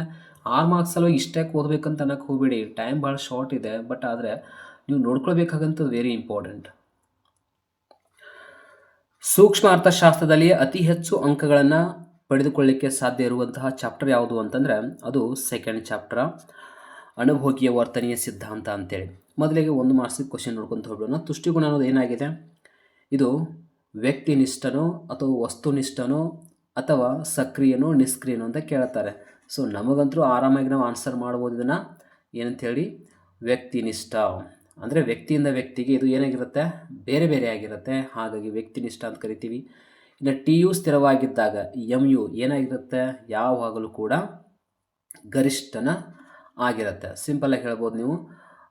ಅದು ಶೂನ್ಯವಾಗಿದ್ದಾಗ ಅಂದರೆ TU ಸ್ಥಿರವಾಗಿದೆ ಅಂದರೆ ಅರ್ಥ ಏನು? ಎಸ್, ಇಲ್ಲಿ ಸ್ಥಿರವಾಗಿದೆ ಅಂದರೆ ಗರಿಷ್ಠವಾಗಿದೆ ಅಂತ ಅರ್ಥ. ಆವಾಗ MU ಏನಾಗಿರುತ್ತೆ? ಎಸ್, ಶೂನ್ಯನ ಆಗಿರುತ್ತೆ. ಹಾಗಾಗಿ ಆನ್ಸರ ಎ ಆನ್ಸರ್ ಕರೆಕ್ಟ್ ಆಗುತ್ತೆ. ಇನ್ನು ಅದೇ ರೀತಿ ಸ್ಥಾನದರ್ಶಕ ತುಷ್ಟಿಗುಣ ವಿಶ್ಲೇಷಣೆಯ ತುಷ್ಟಿಗುಣವನ್ನು ಹೆಂಗೆ ಅಳತೆ ಮಾಡುತ್ತೆ? ಎಸ್, ಶ್ರೇಣಿಗಳ ಮೂಲಕ ಅಳತೆ ಮಾಡುತ್ತೆ. ಇನ್ನು ಸಾಮಾನ್ಯವಾಗಿ ಒಂದು ಔದಾಸೀನ ವಕ್ರರೇಖೆಯ ಆಕಾರ ಹೆಂಗಿರುತ್ತೆ? ಎಸ್, ಮೂಲಕ್ಕೆ ಪಿ ಮಧ್ಯವಾಗಿರುತ್ತದೆ. ಇವೆಲ್ಲ ನೀವು ಆಲ್ಮೋಸ್ಟ್ ಗೊತ್ತಿರುತ್ತೆ, ಆದರೂ ಕೂಡ ಒಂದ್ಸಲ ರಿಪೀಟ್ ಆಗಿ ನೋಡೋಣ. ನೆಕ್ಸ್ಟ್ ಕ್ವಶನು 5ನೇದು, ಅನುಭೋಗಿಯ ಆದಾಯಕ್ಕೆ ಲಭ್ಯವಿರುವ ಸಂಯೋಜನೆಗಳು ಇವುಗಳನ್ನು ಅವಲಂಬಿಸಿವೆ ಅಂತ ಹೇಳ್ತೀವಿ. ಸಾಮಾನ್ಯವಾಗಿ ಬಿ ಆನ್ಸರ್ನ ಕರೆಕ್ಟ್ ಆಗುತ್ತೆ. ಬೆಲೆ ಮತ್ತು ಆದಾಯ. ಯಾಕೆ ಬೆಲೆ ಮತ್ತು ಆದಾಯ ಅಂತಂದರೆ ಅನುಭೋಗಿ ಯಾವಾಗಲೂ ಕೂಡ ಹೆಂಗೆ ಕನ್ಸಿಡರ್ ಆಗುತ್ತೆ? ಅನುಭೋಗಿಯ ಬಜೆಟಲ್ಲಿ ಬರುವಂಥದ್ದು ಸರಕಿನ ಬೆಲೆಯನ್ನು ಕನ್ಸಿಡರ್ ಮಾಡಲಾಗುತ್ತೆ ಮತ್ತು ಅನುಭೋಗಿಯ ಆದಾಯವನ್ನು ಕನ್ಸಿಡರ್ ಮಾಡಲಾಗುತ್ತೆ. ಇವೆರಡೇ ಇಂಪಾರ್ಟೆಂಟ್ ಅನುಭೋಗಿಯ ಗರಿಷ್ಠವಾದಂಥ ತೃಪ್ತಿಯನ್ನು ಪಡ್ಕೊಳ್ಳಿಕ್ಕೆ. ನೆಕ್ಸ್ಟ್, ಬಜೆಟ್ ರೇಖೆ ಸಮೀಕರಣ ಬಹಳ ಈಸಿಯಾಗಿರುವಂಥದ್ದು. P1x1 + P2x2 = M ಅಂತೇಳಿ ಸಿ ಆನ್ಸರ್ ಕರೆಕ್ಟ್ ಆಗುತ್ತೆ. ಇನ್ನು ಅನುಭೋಗಿಯ ಆದಾಯದಲ್ಲಿ ಹೆಚ್ಚಳವಾದಂತೆ ಈ ಸರಕುಗಳಿಗೆ ಬೇಡಿಕೆ ಏನಾಗುತ್ತೆ? ಕಡಿಮೆ ಆಗುತ್ತೆ. ಸಾಮಾನ್ಯವಾಗಿ ಅದ್ಯಾವುದು ಅಂತಂದರೆ ಕೆಳದರ್ಜೆ ಸರಕುಗಳು ಅಂತಲೇ ಹೇಳ್ತೀವಿ. ಸಾಮಾನ್ಯವಾಗಿ 7ನೇದು ಏನಂತ ಹೇಳ್ತೀವಿ ಅಂದ್ರೆ ಆ್ಯಕ್ಚುಲಿ ಬಿ ಆನ್ಸರ್, ಇದು ಬಿ ಆನ್ಸರ್. ಬೇಡಿಕೆ ಹೆಚ್ಚಾಗುತ್ತಲ್ಲ ಇದು, ಏನಾಗುತ್ತೆ? ಆದಾಯ ಹೆಚ್ಚಳವಾದ ಬೇಡಿಕೆ ಕೂಡ ಹೆಚ್ಚಾಗೋದ್ರಿಂದ ಇದಕ್ಕೆ ನಾವು ಸಾಮಾನ್ಯ ಸರಕು ಅಂತ ಕರಿಬೇಕಾಗತ್ತೆ. ಕೆಳದರ್ಜೆ ಸರಕು ಅಲ್ಲ, ಸಾಮಾನ್ಯ ಸರಕು ಅಂತ ಕರಿತೀವಿ. ಇದಾದಮೇಲೆ ಲಂಬಾಂತರ ಬೇಡಿಕೆ ರೇಖೆಯು ಇದನ್ನು ಪ್ರತಿನಿಧಿಸುತ್ತದೆ ಅಂತಿದೆ. ಸೊ ಲಂಬಾಂತರ ರೇಖೆ ಅಂದರೆ ಹೇಗಿರುತ್ತೆ? ಸೊ ಸಾಮಾನ್ಯವಾಗಿ ನಮಗೆ ಗೊತ್ತಿದೆ ಇದು.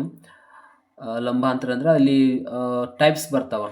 ಲಂಬಾಂತರ ಬೇಡಿಕೆ ಸ್ಥಿತಿಸ್ಥಾಪಕತ್ವ, ಪರಿಪೂರ್ಣ ಸ್ಥಿತಿಸ್ಥಾಪಕತ್ವ, ಪರಿಪೂರ್ಣ ಅಸ್ಥಿತಿಸ್ಥಾಪಕತ್ವ, ಹಿಂಗೆಲ್ಲ ಬರ್ತವೆ. For example ನೋಡ್ಕೊಂಡ್ಬಿಡೋಣ. ಸೊ ಈ ರೇಖೆ ಇದು ಬೇಡಿಕೆ ರೇಖೆ, ಬಟ್ ಲಂಬಾಂತರ ಆಗಿದೆ. ಅಂದರೆ ಈ ಕಡೆ ಹಿಂಗೆ ಸ್ಟ್ರೇಟ್ ಇದೆ. ಸೊ ಲಂಬಾಂತರ ಅಂದ್ರೆ ಅರ್ಥ ಏನು? ಈ ಕಡೆ ಬೆಲೆಯಲ್ಲಿ ಎಷ್ಟೇ ವ್ಯತ್ಯಾಸ ಆದರೂ ಕೂಡ ಬೇಡಿಕೆಯಲ್ಲಿ ಏನಾಗಿಲ್ಲ, ವ್ಯತ್ಯಾಸ ಆಗೋದಿಲ್ಲ ಅಂತ ಅರ್ಥ. ಹಾಗಾಗಿ ಇದಕ್ಕೆ ಪರಿಪೂರ್ಣ ಅಸ್ಥಿತಿಸ್ಥಾಪಕತ್ವ ಅಂತ ಕರೀತಾರೆ. ಬಿ ಆನ್ಸರ್ ಕರೆಕ್ಟ್ ಆಗುತ್ತೆ. ಇನ್ನು ಬೇಡಿಕೆ ರೇಖೆಯ ಮಧ್ಯ ಬಿಂದುವಿನಲ್ಲಿ ಸ್ಥಿತಿಸ್ಥಾಪಕತ್ವ ಏನಾಗಿರುತ್ತೆ ಅಂತಿದೆ. ಅಂದರೆ ಇಲ್ಲಿ ಇದು 1ಕ್ಕೆ ಸಮ ಆಗಿರುತ್ತೆ. ಸೊ ಬೇಡಿಕೆ ರೇಖೆ ಅಂದರೆ ಇದೆ ಆ್ಯಕ್ಚುಲಿ ಇರುತ್ತೆ. ಟೋಟಲ್ 5 ರೀತಿಯಾದ ಸ್ಥಿತಿಸ್ಥಾಪಕತ್ವಗಳು ಇರ್ತವೆ. ಇಲ್ಲಿ ಮಧ್ಯದಲ್ಲಿ ಬರುವಂಥ ಬಿಂದು ಏನಾಗಿರುತ್ತೆ? = 1ಕ್ಕೆ ಸಮ ಆಗಿರುತ್ತೆ. ಅಂದರೆ ಇದು ಬೇಡಿಕೆನೂ ಅಷ್ಟೇ ಇರುತ್ತೆ, ಬೆಲೆನೂ ಅಷ್ಟೇ ಇರುತ್ತೆ ಆ ಟೈಮ್ದಲ್ಲಿ. ಸೊ ಹಾಗಾಗಿ ಇದಕ್ಕೆ ನಾವು 1ಕ್ಕೆ ಸಮ ಆಗಿರುತ್ತೆ ಹೇಳ್ತೀವಿ. ಇನ್ನು ಒಂದು ಸರಳ ರೇಖಾ ಬೇಡಿಕೆ ರೇಖೆ ಮೇಲೆ ಬೇಡಿಕೆ ಸ್ಥಿತಿಸ್ಥಾಪಕತ್ವ ವಿವಿಧ ಬಿಂದುಗಳು ಈ ನಡುವೆ ಇರುತ್ತವೆ. ಎಸ್, ಇದಂತರೂ ಎ ಆನ್ಸರ್ ಅಂತೂ 100% ಕರೆಕ್ಟ್ ಆಗುತ್ತೆ. ಇದು ಎ ಆನ್ಸರ್. ಯಾಕೆ ಇದಾಯಿತು ಅಂದರೆ ಈ ಕಡೆ ನೋಡಿ. ಎಸ್, ಇದು ಬೇಡಿಕೆ ರೇಖೆ ಅಂತ ಅನ್ಕೊಳ್ಳೋಣ. ಓಕೆನಾ? ಇಲ್ಲಿ ಇದು 1ಕ್ಕೆ ಸಮ ಆಗಿರುತ್ತೆ. ಸೊ ಇಲ್ಲಿ ಕೂಡ 2 ಇರ್ತಾವೆ. ಹಾಗಾಗಿ ಇಲ್ಲಿ 0 ಅಂತಂದರೆ ಇಲ್ಲಿ ಅನಂತ ಅಂತೇಳಿ ಮೆನ್ಷನ್ ಮಾಡ್ತೀವಿ. ಹಾಗಿದ್ಮೇಲೆ ಈ ಒಂದು ಮಧ್ಯದಲ್ಲಿ 0 ಇಂದ ಅನಂತವರೆಗೆ ಇನ್ಫಿನಿಟಿ ಅಂತ ಏನು ಕರಿತೀವಿ. ಸೊ ಅಷ್ಟು ಬೇಡಿಕೆ ಸ್ಥಿತಿಸ್ಥಾಪಕತ್ವ ಬಿಂದುಗಳನ್ನು ಅದು ಒಳಗೊಂಡಿರುತ್ತೆ. ಇನ್ನು 1 ಮಾರ್ಕ್ಸಿಗೆ ಬಿಟ್ಟ ಸ್ಥಳ ಅಂತ ಬಂದರೆ ಬಯಕೆಗಳನ್ನು ತೃಪ್ತಿಪಡಿಸುವ ಸರಕಿನ ಸಾಮರ್ಥ್ಯ ಅದು ತುಷ್ಟಿಗುಣ ಅಂತ ಕರಿತೀವಿ. ಇನ್ನು 2 ಔದಾಸೀನ ವಕ್ರಗಳು ಎಂದಿಗೂ ಪರಸ್ಪರ ಏನಾಗೋದಿಲ್ಲ, ಛೇದಿಸುವುದಿಲ್ಲ. ಅನುಭೋಗಿಯ ಆದಾಯ ಹೆಚ್ಚಳವಾದಂತೆ ಕೆಳದರ್ಜೆ ಸರಕುಗಳ ಬೇಡಿಕೆ ರೇಖೆಯು ಏನಾಗುತ್ತೆ? ಎಡಭಾಗಕ್ಕೆ ನೋಡಿ. ಅನುಭೋಗಿಯ ಆದಾಯ ಹೆಚ್ಚಳವಾದಂತೆ ಕೆಳದರ್ಜೆಯ ಸರಕುಗಳು ಅಂತಿದೆ. ಅಂದರೆ ಅನುಭೋಗಿಯ ಆದಾಯ ಹೆಚ್ಚಾತಂದ್ರೆ ಕೆಳದರ್ಜೆ ಸರಕುಗಳ ಬೇಡಿಕೆ ಕಡಿಮೆ ಆಗುತ್ತೆ ಅಂತ ಅರ್ಥ. ಸೊ ಹೀಗಾಗಿ ಎಡಕ್ಕೆ ಇದು ಎಡಭಾಗಕ್ಕೆ ನೆನಪಿಟ್ಕೊಳ್ಳಿ, ಎಡಭಾಗಕ್ಕೆ ಪಲ್ಲಟಗೊಳ್ಳುತ್ತೆ. ಸರಕೊಂದರ ಬೇಡಿಕೆಯು ಅದರ ಬೆಲೆಯೊಂದಿಗೆ ಯಾವ ದಿಕ್ಕಿನಲ್ಲಿ ಚಲಿಸುತ್ತೆ? ವಿರುದ್ಧ.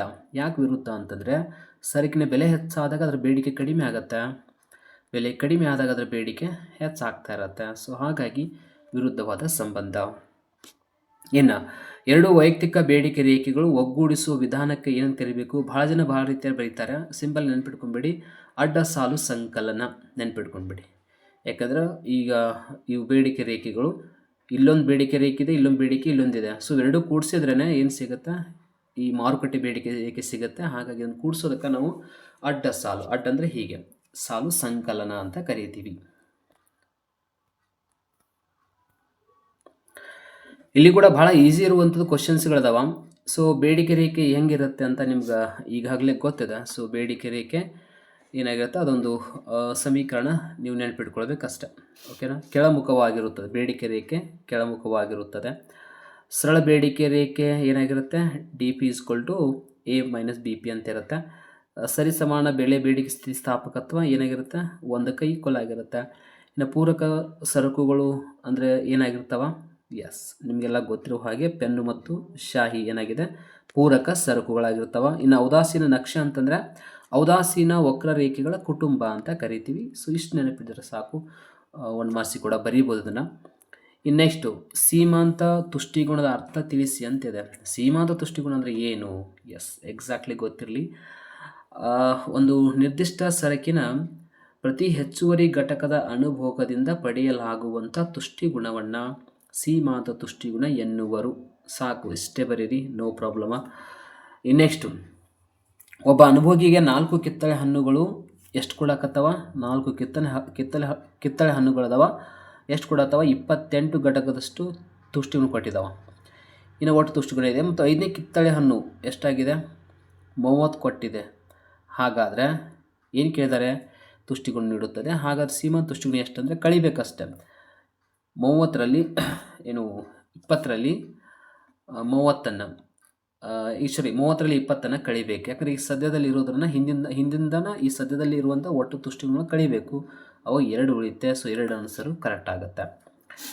ಇನ್ನು ಬಜೆಟ್ ರೇಖೆ ಎಂದರೇನು, ವೆರಿ ಇಂಪಾರ್ಟೆಂಟ್. ಸೊ ನೆನ್ಪಿಟ್ಕೊಳ್ಬೋದು, ಇದನ್ನು ಭಾಳ ಸಿಂಪಲಾಗಿ ಬರಿಬೇಕು ನೀವು. ಅನುಭೋಗಿಯ ಆದಾಯಕ್ಕೆ ಸಮನಾದ ನಿರ್ದಿಷ್ಟ ಬೆಲೆಯ 2 ಸರಕುಗಳನ್ನು ಕೊಂಡುಕೊಳ್ಳಬಹುದಾದ ಸಂಯೋಜನೆಗಳನ್ನು ತೋರಿಸುವಂಥ ರೇಖೆಗೆ ನಾವು ಬಜೆಟ್ ರೇಖೆ ಅಂತ ಕರಿತೀವಿ. ಸೊ ಅದು ಹೇಗಿದೆ ಅನ್ನೋದನ್ನು ಡೀಟೇಲಾಗಿ ಆಮೇಲೆ ನೋಡೋಣ. ನೆಕ್ಸ್ಟು MRS ಅಂದರೆ ಏನು, is marginal rate of substitution ಅಂತ ಕರಿತೀವಿ.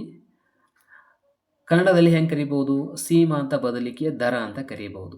ಇದು ಕೂಡ ಬಹಳ ಸಿಂಪಲ್ ಆಗಿರುವಂಥದ್ದು. ಇನ್ನು ಔದಾಸೀನ ವಕ್ರರೇಖೆಯನ್ನು ಏನೆಂದು ಅರ್ಥೈಸುವಿರಿ, ಇದಂತೂ ನೆನಪಿರಾಕಬೇಕು, ಯಾಕಂದರೆ ಲಾಂಗ್ ಕ್ವಶನ್ ಕೇಳ್ತಾರೆ ಇದ್ರ ಮೇಲೆ. ಒಂದೇ ಮಟ್ಟದ ತೃಪ್ತಿ ನೀಡುವ 2 ಸರಕುಗಳ ವಿವಿಧ ಸಂಯೋಜನೆಗಳನ್ನು ತೋರಿಸುವಂತಹ ರೇಖೆಯನ್ನು ಔದಾಸೀನ ವಕ್ರರೇಖೆ ಅಂತ ಕರಿತೀವಿ. ಓಕೆನಾ, ಇಷ್ಟು ಬರೆದ್ರು ಸಾಕು 1 ಮಾರ್ಕ್ಸಿಗೆ. ಬಟ್ ಇಲ್ಲೊಂದು ಗೊತ್ತಿರಲಿ, ತೃಪ್ತಿ ಮತ್ತು ತುಷ್ಟಿಗುಣ ಆ್ಯಕ್ಚುಲಿ ಬೇರೆ ಬೇರೆ. ಭಾಳ ನಾವು ಡೆಪ್ತಾಗಿ ಹೋದೆವು ಅಂದರೆ ತುಷ್ಟಿ ಮತ್ತು ತೃಪ್ತಿ 2 ಬೇರೆ ಬೇರೆ ಆಗುತ್ತೆ. ಬಟ್ ಇಲ್ಲಿ ನಾವು ಬಳಸುವಾಗ ತೃಪ್ತಿ ಅಂತಲೇ ಬಳಸಿ, ಎಲ್ಲಿ ತುಷ್ಟಿಗುಣ ಬಳಸಬೇಕು ಅಲ್ಲಿ ತುಷ್ಟಿಗುಣ ಬಳಸಿ, ಯಾಕಂದ್ರೆ ಮತ್ತೆ ನಿಮಗೆ ಕನ್ಫ್ಯೂಷನ್ ಆಗುತ್ತೆ ಅದರ ಸಂಬಂಧಪಟ್ಟಂಗೆ. ತೃಪ್ತಿ ಅಂಥೇಳಿ ನೋಡಿದ್ರು ನಡೆಯುತ್ತೆ. ಓಕೆ, ಬೇಡಿಕೆ ಎಂದರೇನು ಅಂಥೇಳಿ.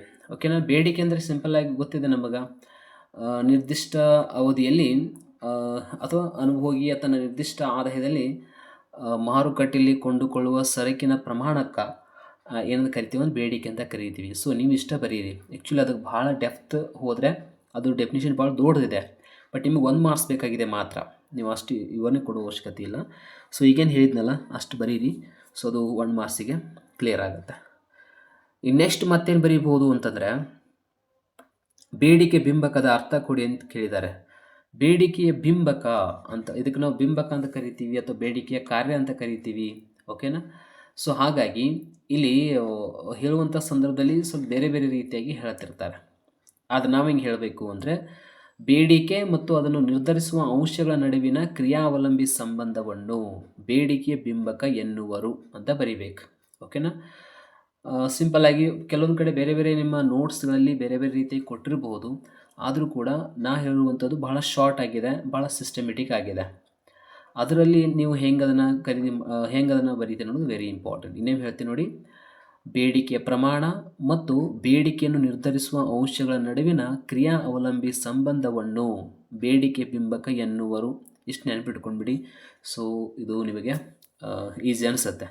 ಈ ನೆಕ್ಸ್ಟ್ ಭಾಳ ಈಸಿ ಇರುವಂಥದ್ದು ಯಾವುದು ಅಂದರೆ, ಇಬ್ಬರು ಅನುಭೋಗಿಗಳ ಬೇಡಿಕೆ ರೇಖೆಗಳು ಕ್ರಮವಾಗಿ ಏನಾಗಿದಾವ. ಒಬ್ಬನ ಅನುಭೋಗಿ ಬೇಡಿಕೆ ರೇಖೆ ಹಿಂಗಿದೆ, D1 D1 bracket P = 10 - P ಇದೆ. ಆಮೇಲೆ D2 ಅಂದರೆ ಎರಡನೇದವ ಏನಾಗುತ್ತೆ, P = 15 - P ಇದೆ. ಇದೇನು ಮಾಡೋ ಅವಶ್ಯಕತೆ ಇಲ್ಲ. ಇದನ್ನು ಮೊದಲು ಬರ್ಕೊಂಡು ಅದ್ರ ಕೆಳಗಡೆ ಇದನ್ನು ಬರ್ಕೊಂಡು 2 ಕೂಡಿಸ್ಬೇಡಿ. ಕೂಡಿಸಿದ್ರೆ ಏನಾಗುತ್ತೆ ಅಂತಂದರೆ, ಸಿಂಪಲ್ಲಾಗಿ ಹೇಳ್ಬೇಕಂತಂದರೆ, ಇದು ಆಲ್ಮೋಸ್ಟ್ ಬರೆದಿರ್ತೀರಿ ನೀವು, ಯಾಕಂದರೆ ಇದೆಲ್ಲ ಹಿಂದಿನ ನಿಮ್ಮ ಟೆಸ್ಟು ಪ್ರಿಪ್ರೇಟರಿಗಳಿಗೆಲ್ಲ ರಿಪೀಟ್ ಆಗಿರುತ್ತೆ. ಸೊ ಅದೆಷ್ಟಾಗುತ್ತೆ ಆನ್ಸರ್ ಅಂದರೆ D ಬ್ರಾಕೆಟ P = ಕೂಡಿಸಿದ್ರೆ ಎಷ್ಟಾಗುತ್ತೆ, 2 ಕೂಡಿಸಿದ್ರೆ 25 ಆಗುತ್ತೆ. -2P ಮಾಡಿ, ಯಾಕಂದರೆ P 2 ಅದಾವಲ್ಲಿ, ಇಲ್ಲೊಂದಿದೆ ಇಲ್ಲೊಂದಿದೆ. ಸೊ ಇಷ್ಟು ಮಾಡಿಕೊಂಡ್ರೆ ಸೊ ಆನ್ಸರ್ ನಿಮಗೆ ಇದ್ರ ಮೇಲ್ಗಡೆ ಏನು ಬರೀಬೇಕು, ಫಸ್ಟ್ ಒಂದು ಲೈನು, ಸೆಕೆಂಡ್ ಒಂದು ಲೈನು, ಇದು ಮತ್ತು ಇದನ್ನು ಬರೀಬೇಕಷ್ಟೆ. ಬರೆದು ಟೋಟಲ್ ಮಾಡಿಕೊಂಡ್ರೆ ಆಗುತ್ತೆ. ಈಗ 2 ಮಾರ್ಕ್ಸಿಗೆ ಕ್ವಶನ್ ವೆರಿ ಇಂಪಾರ್ಟೆಂಟಾ. ಅನುಭೋಗಿಯ ವರ್ತನೆಯನ್ನು ವಿವರಿಸುವ 2 ವಿಧಾನಗಳು. ಸಿಂಪಲ್ ಆಗಿ ಹೇಳಬೇಕು, ಸಂಖ್ಯಾಸೂಚಕ ತುಷ್ಟಿಗುಣದ ವಿಶ್ಲೇಷಣೆ ಮತ್ತು ಸ್ಥಾನದರ್ಶಕ ತುಷ್ಟಿಗುಣ ವಿಶ್ಲೇಷಣೆ ಅಂತ ಹೇಳಿ. ನೆಕ್ಸ್ಟು ಏಕತನಾತ್ಮಕ ಒಲವು ಅಂದರೆ ಏನು? ಸಿಂಪಲ್ ಆಗಿ ಹೇಳಿಬಿಡಿ, ವಿಚಾರಶೀಲನಾದ ಅನುಭೋಗಿಯು ಯಾವಾಗಲೂ ಅಧಿಕ ತೃಪ್ತಿ ನೀಡುವ ಎತ್ತರದ ಅಥವಾ ಬಲಭಾಗದ ಔದಾಸೀನ ವಕ್ರ ರೇಖೆಯ ಕಡೆಗೆ ತನ್ನ ಒಲವನ್ನು ತೋರುತ್ತಾನೆ. ಇದನ್ನು ಏಕತನಾತ್ಮಕ ಒಲವು ಎನ್ನುವರು. ಇಷ್ಟು ಹೇಳಿಬಿಡಿ, ನಡೆಯುತ್ತೆ. ನೆಕ್ಸ್ಟು ಬಜೆಟ್ ರೇಖೆ ಮತ್ತು ಬಜೆಟ್ ಗಣದ ನಡುವಿನ ವ್ಯತ್ಯಾಸ. ಆಗಲೇ ಹೇಳಿದ್ನಲ್ಲ, ಅನುಭೋಗಿಯ ಆದಾಯಕ್ಕೆ ಸಮವಿರುವಂತಹ 2 ಸರಕುಗಳ ಸಂಯೋಜನೆಗಳನ್ನು ತೋರಿಸುವಂಥ ರೇಖೆ ಬಜೆಟ್ ರೇಖೆ. ಅನುಭೋಗಿಯ ಆದಾಯಕ್ಕೆ ಸಮವಿರುವ ಮತ್ತು ಆದಾಯಕ್ಕಿಂತ ಕಡಿಮೆ ಇರುವ ಸಂಯೋಜನೆಗಳ ಒಟ್ಟಾರೆ ಸಂಗ್ರಹಕ್ಕೆ ಬಜೆಟ್ ಗಣ ಅಂತ ಕರಿತೀವಿ. ಅನುಭೋಗಿಯ ಮತ್ತು ಬಜೆಟ್ ರೇಖೆನ ಇನ್ನೂ ಹಿಂಗೂ ಹೇಳ್ಬೋದು, ಬಜೆಟ್ ರೇಖೆಯು ಅನುಭೋಗಿಯ ಆದಾಯಕ್ಕೆ ಸಮವಿರುವ ಸಂಯೋಜನೆಗಳನ್ನು ಮಾತ್ರ ತೋರಿಸುತ್ತದೆ. ಬಜೆಟ್ ಗಣ ಹಂಗಿಲ್ಲ. ಬಜೆಟ್ ಗಣವು ಅನುಭೋಗಿ ಆದಾಯಕ್ಕೆ ಸಮವಿರುವ 2 ಸರಕುಗಳ ಸಂಯೋಜನೆಗಳು ಮತ್ತು ಅನುಭೋಗಿ ಆದಾಯಕ್ಕಿಂತ ಕಡಿಮೆ ಇರುವಂಥ ಸಂಯೋಜನೆಗಳು ಕೂಡ ತೋರಿಸುತ್ತದೆ. ಮುಗೀತು, ಇಷ್ಟು ಬರೆದು ಕೂಡ ನಡೆಯುತ್ತೆ. ಇನ್ನು ಅನುಭೋಗಿ ಆದರ್ಶ ಆಯ್ಕೆಯನ್ನು ನಿರ್ಧರಿಸುವ ಅಂಶಗಳನ್ನು ಪಟ್ಟಿ ಮಾಡಿ ಅಂತ ಕೇಳಿದ್ದಾರೆ. ಅನುಭೋಗಿ ಆದರ್ಶ ಆಯ್ಕೆ ಅಂದರೆ ಏನು? ಎಸ್, ಅನುಭೋಗಿ ಏನು ಮಾಡಬೇಕಾಗಿದೆ, ತನ್ನ ನಿರ್ದಿಷ್ಟ ಆದಾಯದಲ್ಲಿ ಹೆಚ್ಚಿನ ತೃಪ್ತಿ ಪಡ್ಕೊಳ್ಬೇಕಾಗಿದೆ. ಅದೇ ಅನುಭೋಗಿಯ ಆದರ್ಶ ಆಯ್ಕೆ. 1, ಸರಕಿನ ಬೆಲೆ ಮ್ಯಾಟ್ರ್ ಆಗುತ್ತೆ. ಸರಕಿನ ಬೆಲೆ ಕಡಿಮೆ ಇತ್ತಂದರೆ ಅದಕ್ಕೆ ಹೆಚ್ಚಿನ ತೃಪ್ತಿ ಸಿಗುತ್ತೆ ಅಥವಾ ಆದರ್ಶ ಆಯ್ಕೆ ಆಗುತ್ತೆ ಅಂತ ಅರ್ಥ. ಇನ್ನು ಇತರೆ ಸರಕುಗಳ ಬೆಲೆ, ಇತರೆ ಅಂದರೆ ಬೇರೆ ಬೇರೆ ಬದಲಿ ಸರಕುಗಳು ಇರ್ತಾವೆ ನೋಡಿ, ಸೊ ಅವುಗಳ ಬೆಲೆ ಆಗಿರ್ಬೋದು. ಅನುಭೋಗಿ ಆದಾಯ ಕೂಡ ಮ್ಯಾಟ್ರ್ ಆಗುತ್ತೆ. ಅನುಭೋಗಿ ಆದಾಯ ಹೆಚ್ಚಿತ್ತಂದರೆ ಆಟೋಮೆಟಿಕ್ ತೃಪ್ತಿ ಕೂಡ ಹೆಚ್ಚಾಗುತ್ತೆ ಅಥವಾ ಸರಕುಗಳನ್ನ ಹೆಚ್ಚು ಖರೀದಿ ಮಾಡ್ತಾನೆ ಅಂತ ಅರ್ಥ. ಇನ್ನು ಅಭಿರುಚಿಗಳು ಆತನ ಆದ್ಯತೆಗಳು ಕೂಡ ಇರ್ತವೆ. ಅಂದರೆ ಆತ ಹೇಗೆ ಒಂದು ಸರಕನ್ನು ಹೆಚ್ಚಿಗೆ ಖರೀದಿ ಮಾಡಬೇಕಂತ ಆಸೆ ಇತ್ತು, ಅದನ್ನು ಸೇವಿಸಬೇಕು ಅಂತ ಆಸೆ ಇತ್ತಂದರೆ ಅದರಿಂದ ಹೆಚ್ಚು ಆತನಿಗೆ ಒಂದು ಖುಷಿ ಸಿಗುತ್ತೆ, ಹೆಚ್ಚು ತೃಪ್ತಿ ಸಿಗುತ್ತೆ. ಹಾಗಾಗಿ ಆತನ ಆದರ್ಶ ಆಯ್ಕೆ ಕೂಡ ನಿರ್ಧಾರ ಆಗುತ್ತೆ. ಹೀಗಾಗಿ ಈ ಒಂದು 3-4 ಪಾಯಿಂಟ್ ನೆನಪಿಟ್ಕೊಂಡ್ಬಿಡಿ. 2 ಮಾರ್ಕ್ಸಿಗೆ ಇವನ್ನ ಹೈಲೈಟ್ ಮಾಡಿದ್ರು ಕೂಡ ನಡೆಯುತ್ತೆ. ನೆಕ್ಸ್ಟು ಬೇಡಿಕೆ ರೇಖೆಯ ಋಣಾತ್ಮಕ ಇಳಿಜಾರುಗಳನ್ನು ವಿವರಿಸುವ 2 ಪರಿಣಾಮಗಳನ್ನು ಹೆಸರಿಸಿ ಅಂತಿದೆ. ಋಣಾತ್ಮಕ ಇಳಿಜಾರು ಯಾಕಾಗತ್ತೆ? ಎಸ್, 2, ಒಂದು ಬದಲಿಕೆಯ ಪರಿಣಾಮ, ಇನ್ನೊಂದು ಆದಾಯದ ಪರಿಣಾಮ ಅಂತೆ. ಓಕೆನಾ? ಬೇಡಿಕೆ ರೇಖೆಯ ಋಣಾತ್ಮಕ ಇಳಿಜಾರವನ್ನು ಅಂದರೆ ಅದು ಈ ಕಡೆ ಹೆಂಗೆ ಹೋಗುತ್ತೆ? ಎಸ್, ಇದರಿಂದ ಈ ಕಡೆ ಜರಿಯುತ್ತೆ. ಇದಕ್ಕೇನು ಕಾರಣ ಅಂದರೆ ಒಂದು ಬದಲಿಕೆಯ ಪರಿಣಾಮ ಒಂದನೇದು, ಎರಡನೇದು ಆದಾಯದ ಪರಿಣಾಮ, ಎರಡನೇ ನೆನಪಿಟ್ಕೊಂಡ್ಬಿಡಿ. ನೆಕ್ಸ್ಟು ಬೇಡಿಕೆ ನಿಯಮ ಅಂದರೆ ಏನು? ಸಿಂಪಲಾಗಿ ಹೇಳ್ಬೋದು, ಭಾಳ ಡಿಫಿಕಲ್ಟ್ ಇಲ್ಲ ಇದು. ಇತರೆ ಅಂಶಗಳು ಅಥವಾ ಇತರ ಸ್ಥಿತಿಗತಿಗಳು ಸ್ಥಿರವಾಗಿದ್ದಾಗ ಒಂದು ನಿರ್ದಿಷ್ಟ ಸರಕಿನ ಬೆಲೆ ಹೆಚ್ಚಳವಾದಾಗ ಅದರ ಬೇಡಿಕೆ ಕಡಿಮೆ ಆಗುತ್ತೆ, ಬೆಲೆ ಕಡಿಮೆ ಆದಾಗ ಅದರ ಬೇಡಿಕೆ ಹೆಚ್ಚಾಗುತ್ತೆ. ಈ ರೀತಿಯಾದ ವಿರುದ್ಧ ಸಂಬಂಧವನ್ನು ನಾವು ಏನು ಕರಿತೀವಿ? ಬೇಡಿಕೆ ನಿಯಮ ಅಂತ ಕರಿತೀವಿ. ಇನ್ನೆಷ್ಟು ಕೆಳದರ್ಜೆ ಸರಕುಗಳು ಭಾಳ ಈಜಿಯಾಗಿ ಬರೀಬೋದು. ಇದು ಕ್ವಶನ್ ಭಾಳ ಸಲ ರಿಪೀಟ್ ಆಗಿದೆ. ಅನುಭೋಗಿಯ ಆದಾಯ ಹೆಚ್ಚಳವಾದಾಗ ಬೇಡಿಕೆ ಕಡಿಮೆಯಾಗುವ ಸರಕುಗಳನ್ನು ಕೆಳದರ್ಜೆ ಸರಕುಗಳು ಎನ್ನುತ್ತೇವೆ. ಉದಾಹರಣೆಗೆ ಸಜ್ಜಿ, ರಾಗಿ ಅಥವಾ ಕಡಿಮೆ ಬೆಲೆಯ ಸರಕುಗಳು. ಓಕೆ. ನೆಕ್ಸ್ಟು ಕಡಿಮೆ ಬೆಲೆ ಅಷ್ಟಲ್ಲ, ಕಡಿಮೆ ಗುಣಮಟ್ಟದ ಸರಕುಗಳು ಅಂತ ಕೂಡ ಕರಿಬೋದು. ಇನ್ನು ಬೆಲೆ ಬೇಡಿಕೆ ಸ್ಥಿತಿಸ್ಥಾಪಕತ್ವ ಅಂದರೆ ಏನು? ಅದರ ಸೂತ್ರ ಕೇಳ್ತಾರೆ, ಬರೀಬಹುದು.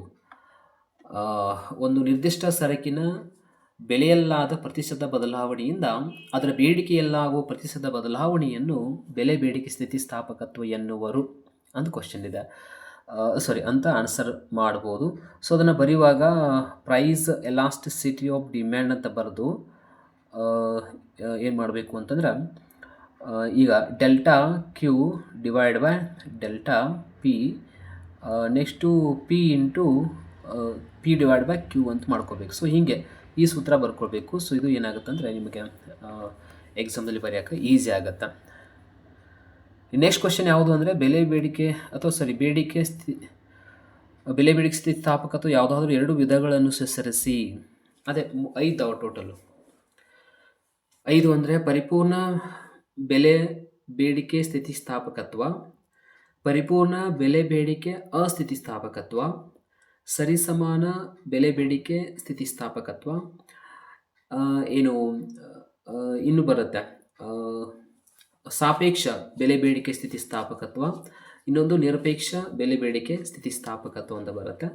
ಅಥವಾ ಅದಕ್ಕೆ ಹೆಚ್ಚು ಸ್ಥಿತಿಸ್ಥಾಪಕತ್ವ ಅಥವಾ ಕಡಿಮೆ ಸ್ಥಿತಿಸ್ಥಾಪಕತ್ವ, ಸೊ ಹೀಗೂ ಕೂಡ ಬಳಸ್ತಾರೆ. ಸೊ ಆ ಡಿಫ್ರೆನ್ಸ್ ನಿಮಗೆ ಕ್ಲಿಯರ್ ಆಗುತ್ತೆ.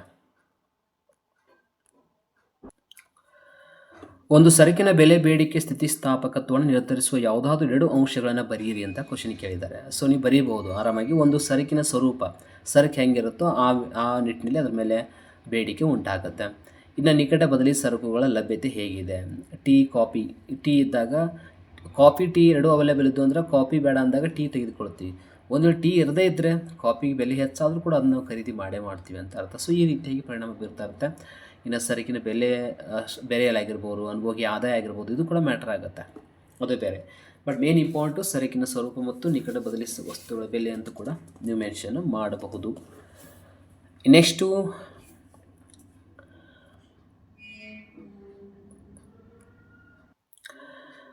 ಒಂದು ಸರಕಿನ ಬೆಲೆ ಬೇಡಿಕೆ ಸ್ಥಿತಿಸ್ಥಾಪಕತ್ವ ಏನಾಗಿದೆ, 0.2 ಇದೆ ಎಂದು ಭಾವಿಸೋಣ.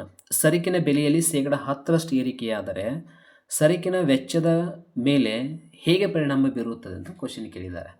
ಭಾಳ ಸಿಂಪಲ್ ಇರುವಂಥದ್ದು, ಆದರೆ ಭಾಳ ವಿದ್ಯಾರ್ಥಿಗಳು ಇಂಥ ಕ್ವಶನ್ ಬಂದು ಅಂತಂದರೆ ಡಿಫಿಕಲ್ಟ್ ಅಂದರೂ ಆಗೇ ಆಗತ್ತೆ. ಡಿಫಿಕಲ್ಟ್ ಆಗತ್ತೆ ಅಂತಂದ್ರೆ ಅರ್ಥ ಏನು ಅಂತಂದರೆ ಇದು ಸ್ವಲ್ಪ ಅಂದರೆ ನೀವು ಹೆಂಗೆ ಬರಿಬಹುದು ಅಂತಂದರೆ ಸ್ವಲ್ಪ ಲಾಜಿಕನ್ನು ಅರ್ಥ ಮಾಡ್ಕೊಳ್ಬೇಕಷ್ಟೇ. ಈಗ ಬೆಲೆ ಬೇಡಿಕೆ ಸ್ಥಿತಿಸ್ಥಾಪಕ 0.2 ಇದೆ. ಈಗ ಸರಕಿನ ಬೆಲೆ ಹೆಚ್ಚಾಯಿತು, ಬೆಲೆ ಹೆಚ್ಚಾದರೆ ಬೇಡಿಕೆ ಕಡಿಮೆ ಆಗುತ್ತೆ ಅಂತಾನೆ ಅರ್ಥ. ಬೇಡಿಕೆ ಕಡಿಮೆ ಆಯಿತು ಅಂತಂದರೆ ಆವಾಗ ಆ ಸರಕಿನ ಒಂದು ಸ್ಥಿತಿಸ್ಥಾಪಕತ್ವನೂ ಕೂಡ ಕಡಿಮೆ ಆಗುತ್ತೆ, ಅಂದರೆ ಒಂದಕ್ಕಿಂತ ಕಡಿಮೆ ಆಗುತ್ತೆ ಅಂತ ಅರ್ಥ. ಮತ್ತಷ್ಟು ಕಡಿಮೆ ಆಗುತ್ತಂದರೆ ಇದರ ಅರ್ಥ ಏನು ಅಂತಂದರೆ ಆ ಸರಕಿಗೆ ತಗಲುವಂತಹ ವೆಚ್ಚದ ಪ್ರಮಾಣ ಹೆಚ್ಚಾಗುತ್ತೆ. ಯಾಕಂದರೆ ಬೇಡಿಕೆ ಕಡಿಮೆ ಇರೋದ್ರಿಂದ ವೆಚ್ಚ ಹೆಚ್ಚಾಗುತ್ತೆ ಅಂತ ಅರ್ಥ. ಸೊ ಉತ್ಪಾದನೆ ವೆಚ್ಚ ಆಗಿರ್ಬೋದು, ಸೊ ಅದು ಹೆಚ್ಚಾಗೋದ್ರಿಂದ ನೀವು ಭಾಳ ಸಿಂಪಲ್ಲಾಗಿ ಅದನ್ನು ಬರೀಬೋದು. ಬಟ್ ಇಂಥ ಭಾಳ ಡಿಫಿಕಲ್ಟ್ ಕ್ವಶನ್ ಕೇಳಿದಾಗ ಡಿಫಿಕಲ್ಟ್ ಅಂತಲ್ಲ ಇದು, ಬಟ್ ನೀವು ಅರ್ಥ ಮಾಡ್ಕೊಳ್ಬೇಕಾಗಿದ್ದು ವೆರಿ ಇಂಪಾರ್ಟೆಂಟ್. ಬೆಲೆ ಹೆಚ್ಚಾದಾಗ ಬೇಡಿಕೆ ಕಡಿಮೆ ಆಗುತ್ತೆ, ಇದರಿಂದ ಸರಕಿನ ವೆಚ್ಚವು ಹೆಚ್ಚಳವಾಗುತ್ತದೆ. ಇಷ್ಟು ಬರೆದರೂ ಕೂಡ ನಡೆಯುತ್ತೆ. ಇನ್ನು ಒಟ್ಟು ತುಷ್ಟಿಗುಣ ಮತ್ತು ಸೀಮಾದ ತುಷ್ಟಿಗುಣಗಳ ನಡುವಿನ ವ್ಯತ್ಯಾಸವನ್ನು ಬರೆಯಿರಿ ಅಂತ ಕ್ವಶನ್ ಇದೆ. ಭಾಳ ಸಿಂಪಲಾಗಿ ಬರೀಬೋದು. ತುಷ್ಟಿಗುಣ ಅಂತಂದರೆ ನಿಮಗೆ ಈಗಾಗಲೇ ಗೊತ್ತಿದೆ, TU ಮತ್ತು MU ಅಂಥೇಳಿ ಹೇಳ್ತೀವಿ. ಓಕೆನಾ, ಎರಡಿದೆ. ಸೊ ಇದನ್ನು ಬರೆಯುವಾಗ ನೀವು ಟೇಬಲ್ ಹಾಕಿ ಕೂಡ ಬರೀಬೋದು, ಇಲ್ಲಾಂದರೆ ಡೈರೆಕ್ಟ್ ಹಾಕಿ ಅದರ ಮೀನಿಂಗ್ ಬರೋದು ಸೂತ್ರ ಬರೆದ್ರೆ ಸಾಕು. ಬಟ್ ಇಲ್ಲಿ 4 ಮಾರ್ಕ್ಸಿಗೆ ಕ್ವಶನ್ ಇದೆ. ಇದು ಆ್ಯಕ್ಚುಲಿ 4 ಮಾರ್ಕ್ಸಿಗೆ ಭಾಳ ವಿದ್ಯಾರ್ಥಿಗಳು ಟೇಬಲ್ ಹಾಕಿನೇ ಬರೀತಾರೆ. ಬಟ್ ಟೇಬಲ್ ಹಾಕಿ ಬರೆಯೋದ್ರಿಂದನೇ ಹೆಚ್ಚು ಲಾಭ ಇದೆ, ಯಾಕಂದರೆ ಮಾರ್ಕ್ಸ್ ಕಟ್ ಆಗಂಗಿಲ್ಲ. ಅಟ್ಲೀಸ್ಟ್ ಎರಡೂ ಕಡೆನೂ ಒಂದು 4ರಿಂದ 5 ಪಾಯಿಂಟ್ಸನ್ನು ನೀವು ಮೆನ್ಷನ್ ಮಾಡಬೇಕು ಕಂಪಲ್ಸರಿ. ಏನು ಮಾಡಬೇಕು, ಫಸ್ಟಿಗೆ TU ಅಂತ ಬರೀರಿ, ಈ ಕಡೆ MU ಅಂತ ಬರೀರಿ. ಇಲ್ಲಿ ಫಸ್ಟ್ ಪಾಯಿಂಟ್ ಏನು ಬರೀಬೇಕು, ಒಂದು ನಿರ್ದಿಷ್ಟ ಸರಕಿನ ಎಲ್ಲ ಘಟಕಗಳ ಅನುಭೋಗದಿಂದ ಪಡೆಯಲಾಗುವಂಥ ತುಷ್ಟಿಗುಣಕ ಒಟ್ಟು ತುಷ್ಟಿಗುಣ ಅಂತ ಕರಿತೀವಿ. ಈ ಕಡೆ ಸೀಮಾ ತುಷ್ಟಿಗುಣ ಹೆಂಗೆ ಬರೀತೀರಿ, ನಿರ್ದಿಷ್ಟ ಸರಕಿನ ಪ್ರತಿ ಹೆಚ್ಚುವರಿ ಘಟಕದ ಅನುಭೋಗದಿಂದ ಪಡೆಯಲಾಗುವ ತುಷ್ಟಿಗುಣಕ ಸೀಮಾ ತುಷ್ಟಿಗುಣ ಅಂತ ಕರಿತೀವಿ. ಆಮೇಲೆ ಈ ಕಡೆ ಎರಡನೇ ಪಾಯಿಂಟ್, ಸೀಮಾದ ತುಷ್ಟಿಗುಣಗಳ ಒಟ್ಟು ಮೊತ್ತವೇ ಒಟ್ಟು ತುಷ್ಟಿಗುಣ ಆಗಿರುತ್ತೆ. ಆದರೆ ಈ ಕಡೆ ಹೆಂಗೆ ಬರೀತೀವಿ ಅಂತಂದರೆ ಸರಕಿನ ಹೆಚ್ಚುವರಿ ಘಟಕದಿಂದ ಮಾತ್ರ ಅನುಭೋಗ ಮಾಡ್ತೀವಲ್ಲ ಅದರಿಂದ ಸಿಗುವಂಥ ತುಷ್ಟಿಗುಣ. ಇನ್ನು ಸೂತ್ರವನ್ನು ಬರೀಬೋದು. TU ಅಂತಂದರೆ TU is equal to sigma MU ಅಂತ ಬರೀರಿ. ಈ ಸೂತ್ರ ಸಾಕೋದಕ್ಕೆ. ಇನ್ನು ಈ ಕಡೆ ಏನು ಬರೀಬೇಕು, MU is equal to TUN minus 1 ಅಂತ ಬರೀರಿ. ಸೊ ಇದು ಕೂಡ ಮುಗಿಯುತ್ತೆ. ಸೊ ಇಷ್ಟಾದಮೇಲೆ ಲಾಸ್ಟಿಗೆ ಮತ್ತೆ ಏನು ಬರೀಬೋದು ಅಂದರೆ ಅನುಭೋಗಿಯ ಆದಾಯ ಅನುಭೋಗ ಹೆಚ್ಚಳವಾದಂತೆ ಒಟ್ಟು ತುಷ್ಟಿಗುಣ ಪ್ರಾರಂಭದಲ್ಲಿ ಹೆಚ್ಚಾಗುತ್ತೆ, ನಂತರ ಸ್ವಲ್ಪ ಮಟ್ಟಿದ್ದ ನಂತರ ಸ್ವಲ್ಪ ಗರಿಷ್ಠ ತಲುಪಿದ ನಂತರ ಏನಾಗುತ್ತೆ, ಕಡಿಮೆ ಆಗುತ್ತೆ. ಆದರೆ ಸೀಮಾಂತ ತುಷ್ಟಿಗುಣ ಪ್ರಾರಂಭದಲ್ಲಿ ಏನಾಗುತ್ತೆ, ಕಡಿಮೆನ ಆಗಿ ನೆಕ್ಸ್ಟ್ ಏನಾಗುತ್ತೆ, ಋಣಾತ್ಮಕ ಆಗುತ್ತೆ. ಇನ್ನೂ ಪಾಯಿಂಟ್ಸ್ ಬರಿಬೋದು ನೀವು. ಒಟ್ಟು ತುಷ್ಟಿಗುಣ ಗರಿಷ್ಠವಾಗಿದ್ದಾಗ ಸೀಮಾಂತ ತುಷ್ಟಿಗುಣ ಶೂನ್ಯವಾಗಿರುತ್ತದೆ, ಅದನ್ನೇ ಉಲ್ಟಾ ಈ ಕಡೆ ಕೂಡ ಬರಿಬೋದು. ಸೊ ಹೀಗೆ ಟೋಟಲಾಗಿ ಒಂದು 4ರಿಂದ 5 ಪಾಯಿಂಟ್ ಕವರ್ ಮಾಡಿದ್ರು ಕೂಡ ಮುಗಿದೋಗುತ್ತೆ. ನೆಕ್ಸ್ಟ್ ಪಾಯಿಂಟ್, ಔದಾಸೀನ ನಕ್ಷೆ ರೇಖಾಚಿತ್ರನ ವಿವರಿಸಿದಂತೆ. ಭಾಳ ಸಿಂಪಲಾಗಿ ಬರಿಬೋದು ಇದನ್ನು ಕೂಡ, ಏನಂತ ಡಿಫಿಕಲ್ಟ್ ಇಲ್ಲ. ಇದನ್ನು ಮೊದಲು ನೆನಪಿಟ್ಕೊಂಡ್ಬಿಡಿ, ಈ ರೇಖಾಚಿತ್ರ ನೆನಪಿಟ್ಕೊಂಡ್ಬಿಡಿ ಮೊದಲು. ಓಕೆನಾ, ಇದು ನೆನ್ಪಿಟ್ಕೊಂಡ್ಬಿಟ್ರೆ ಸಾಕು. ಓಕೆನಾ, ಇದಕ್ಕೆ IC 1 2 3 ಅಂತ ಬರೀತೀರಿ, ಇದೆಲ್ಲ ನಿಮ್ಗೆ ಆಲ್ಮೋಸ್ಟ್ ಗೊತ್ತಿದೆ. ಹೆಂಗೆ ಸ್ಟಾರ್ಟ್ ಮಾಡಬೇಕು ಅಂದರೆ ಮೊದಲು ಡೆಫಿನಿಷನ್ ಕರೆಕ್ಟ್ ಬರೀಬೇಕು. ಡೆಫಿನಿಷನ್ ಕರೆಕ್ಟ್ ಬರಲಿಲ್ಲ ಅಂದರೆ 4 ಮಾರ್ಕ್ಸ್ ನಿಮಗೆ ಕೊಡೋಂಗಿಲ್ಲ. ಹೆಂಗೆ ಬರೀಬೇಕು? ಎಸ್, ಒಂದೇ ಮಟ್ಟದ ತೃಪ್ತಿ ನೀಡುವ ಎರಡು ಸರಕುಗಳ ವಿವಿಧ ಸಂಯೋಜನೆಗಳನ್ನು ತೋರಿಸುವಂಥ ರೇಖೆಗೆ ಔದಾಸೀನ ವಕ್ರರೇಖೆ ಎನ್ನುವರು. ವಿವಿಧ ಮಟ್ಟದ ತೃಪ್ತಿ ನೀಡುವ ಬೇರೆ ಬೇರೆ ಔದಾಸೀನ ವಕ್ರರೇಖೆಗಳ ಕುಟುಂಬ ಅಥವಾ ಸಂಗ್ರಹವನ್ನು ಔದಾಸೀನ ನಕ್ಷೆ ಎನ್ನುವರು. ಹಿಂಗೆ ಬರೀರಿ. ಅಂದರೆ ಇದೆರಡೂ ಕವರ್ ಆಯ್ತು. ಈಗ ಔದಾಸೀನ ವಕ್ರರೇಖೆ ಅಂದ್ರೂ ಏನಾದರೂ ಕ್ಲಿಯರ್ ಆಯಿತು, ಪ್ಲಸ್ಸು ಔದಾಸೀನ ನಕ್ಷೆ ಅಂದರೆ ಅದು ಕೂಡ ಕ್ಲಿಯರ್ ಆಯಿತು. ಅಂದರೆ ನಕ್ಷೆ ಅಂದರೆ ಹಿಂಗೆ ಬರುತ್ತೆ. ಇದಕ್ಕೆ ಏನು ಮೆನ್ಷನ್ ಮಾಡಬೇಕಲ್ಲ ಬರೀರಿ. ಸೊ ಇಲ್ಲಿ XY ಏನಿದೆ ಎಲ್ಲ ಕೂಡ ಕಂಪಲ್ಸರಿ ಮೆನ್ಷನ್ ಮಾಡಿರಿ. ಜೊತೆಗೆ ವಿವರಣೆ ಹೆಂಗೆ ಸ್ಟಾರ್ಟ್ ಮಾಡಬೇಕು ಅಂದರೆ ಮೇಲಿನ ರೇಖಾಚಿತ್ರದಲ್ಲಿ X ಮತ್ತು Y OX ಅಕ್ಷದಲ್ಲಿ X ಸರ್ಕನ್ನು, OY ಅಕ್ಷದಲ್ಲಿ Y ಸರ್ಕನ್ನು ಮೆನ್ಷನ್ ಮಾಡಲಾಗಿದೆ. ಅಥವಾ ಬಾಳೆಹಣ್ಣು ಮಾವಿನ ಹಣ್ಣು ಅಂತ ಮೆನ್ಷನ್ ಮಾಡ್ತೀರಿ, ಹಂಗೂ ಮಾಡಿ, ಏನು ತೊಂದರೆ ಇಲ್ಲ. ಸೊ ಅಷ್ಟು ಬರೋದು ನೀವೇನು ಮಾಡ್ಬೋದು ಅಂತಂದರೆ, ಎಸ್, IC 1 ರೇಖೆ ಮೇಲಿರುವ ಎಲ್ಲ ಸಂಯೋಜನೆಗಳು ಒಂದೇ ಮಟ್ಟ ತೃಪ್ತಿಯನ್ನು ನೀಡುತ್ತವೆ. ಅದೇ ರೀತಿ IC 2 ರೇಖೆ ಮೇಲಿರುವ ಎಲ್ಲ ಸಂಯೋಜನೆಗಳು ಒಂದೇ ಮಟ್ಟ ತೃಪ್ತಿ ನೀಡುತ್ತವೆ. ಆದರೆ IC 1 ರೇಖೆ ಮೇಲೆ ಇರುವ ಸಂಯೋಜನೆಗಳಿಗಿಂತ IC 2 ರೇಖೆ ಮೇಲಿರುವ ಸಂಯೋಜನೆಗಳು ಹೆಚ್ಚು ತೃಪ್ತಿಯನ್ನು ನೀಡುತ್ತವೆ.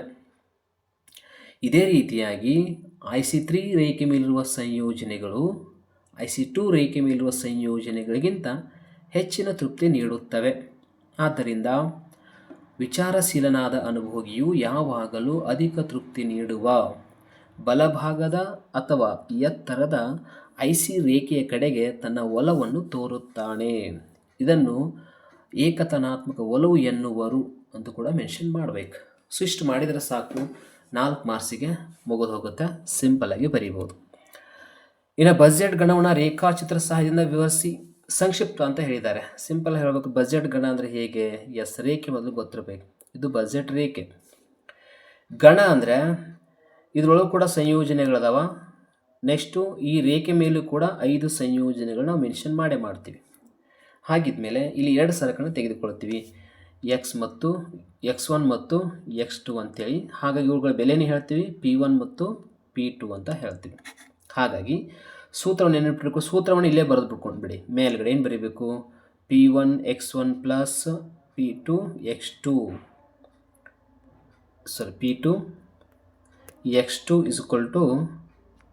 = M ಅಂತ ಬರ್ಕೊಂಡ್ಬಿಡಿ. ಓಕೆನಾ? ಬರ್ಕೊಂಡು ಈ ರೇಖಾಚಿತ್ರವನ್ನು ಹಾಕೋಕ್ಕಿಂತ ಪೂರ್ವದಲ್ಲಿ ನೀವು ಸ್ವಲ್ಪ ಮೆನ್ಷನ್ ಮಾಡಲೇಬೇಕು. ಬಜೆಟ್ ಗಣ ಅಂದರೆ ಏನು ಮೊದಲು ಅದನ್ನು ಮೆನ್ಷನ್ ಮಾಡಬೇಕು. Very important. ಓಕೆನಾ?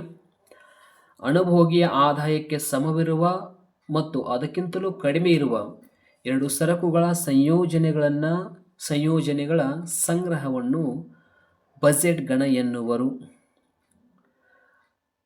ಉದಾಹರಣೆ ಅಂತ ತೆಗೆದುಕೊಳ್ಳಿ ಕೆಳಗಡೆ. ಉದಾಹರಣೆಗೆ, ಅನುಭೋಗಿಯ ಆದಾಯ 40 ರೂಪಾಯಿ ಇದ್ದಾಗ X1 ಸರಕಿನ ಬೆಲೆ 5 ರೂಪಾಯಿ ಮತ್ತು X2 ಸರಕಿನ ಬೆಲೆ 5 ರೂಪಾಯಿ ಇದ್ದಾಗ ಅನುಭೋಗಿಯು ಎರಡೂ ಸರಕುಗಳನ್ನು ಖರೀದಿ ಮಾಡ್ತಾನೆ ತನ್ನ ಸಂಪೂರ್ಣ ಆದಾಯವನ್ನು ಬಳಸಿ.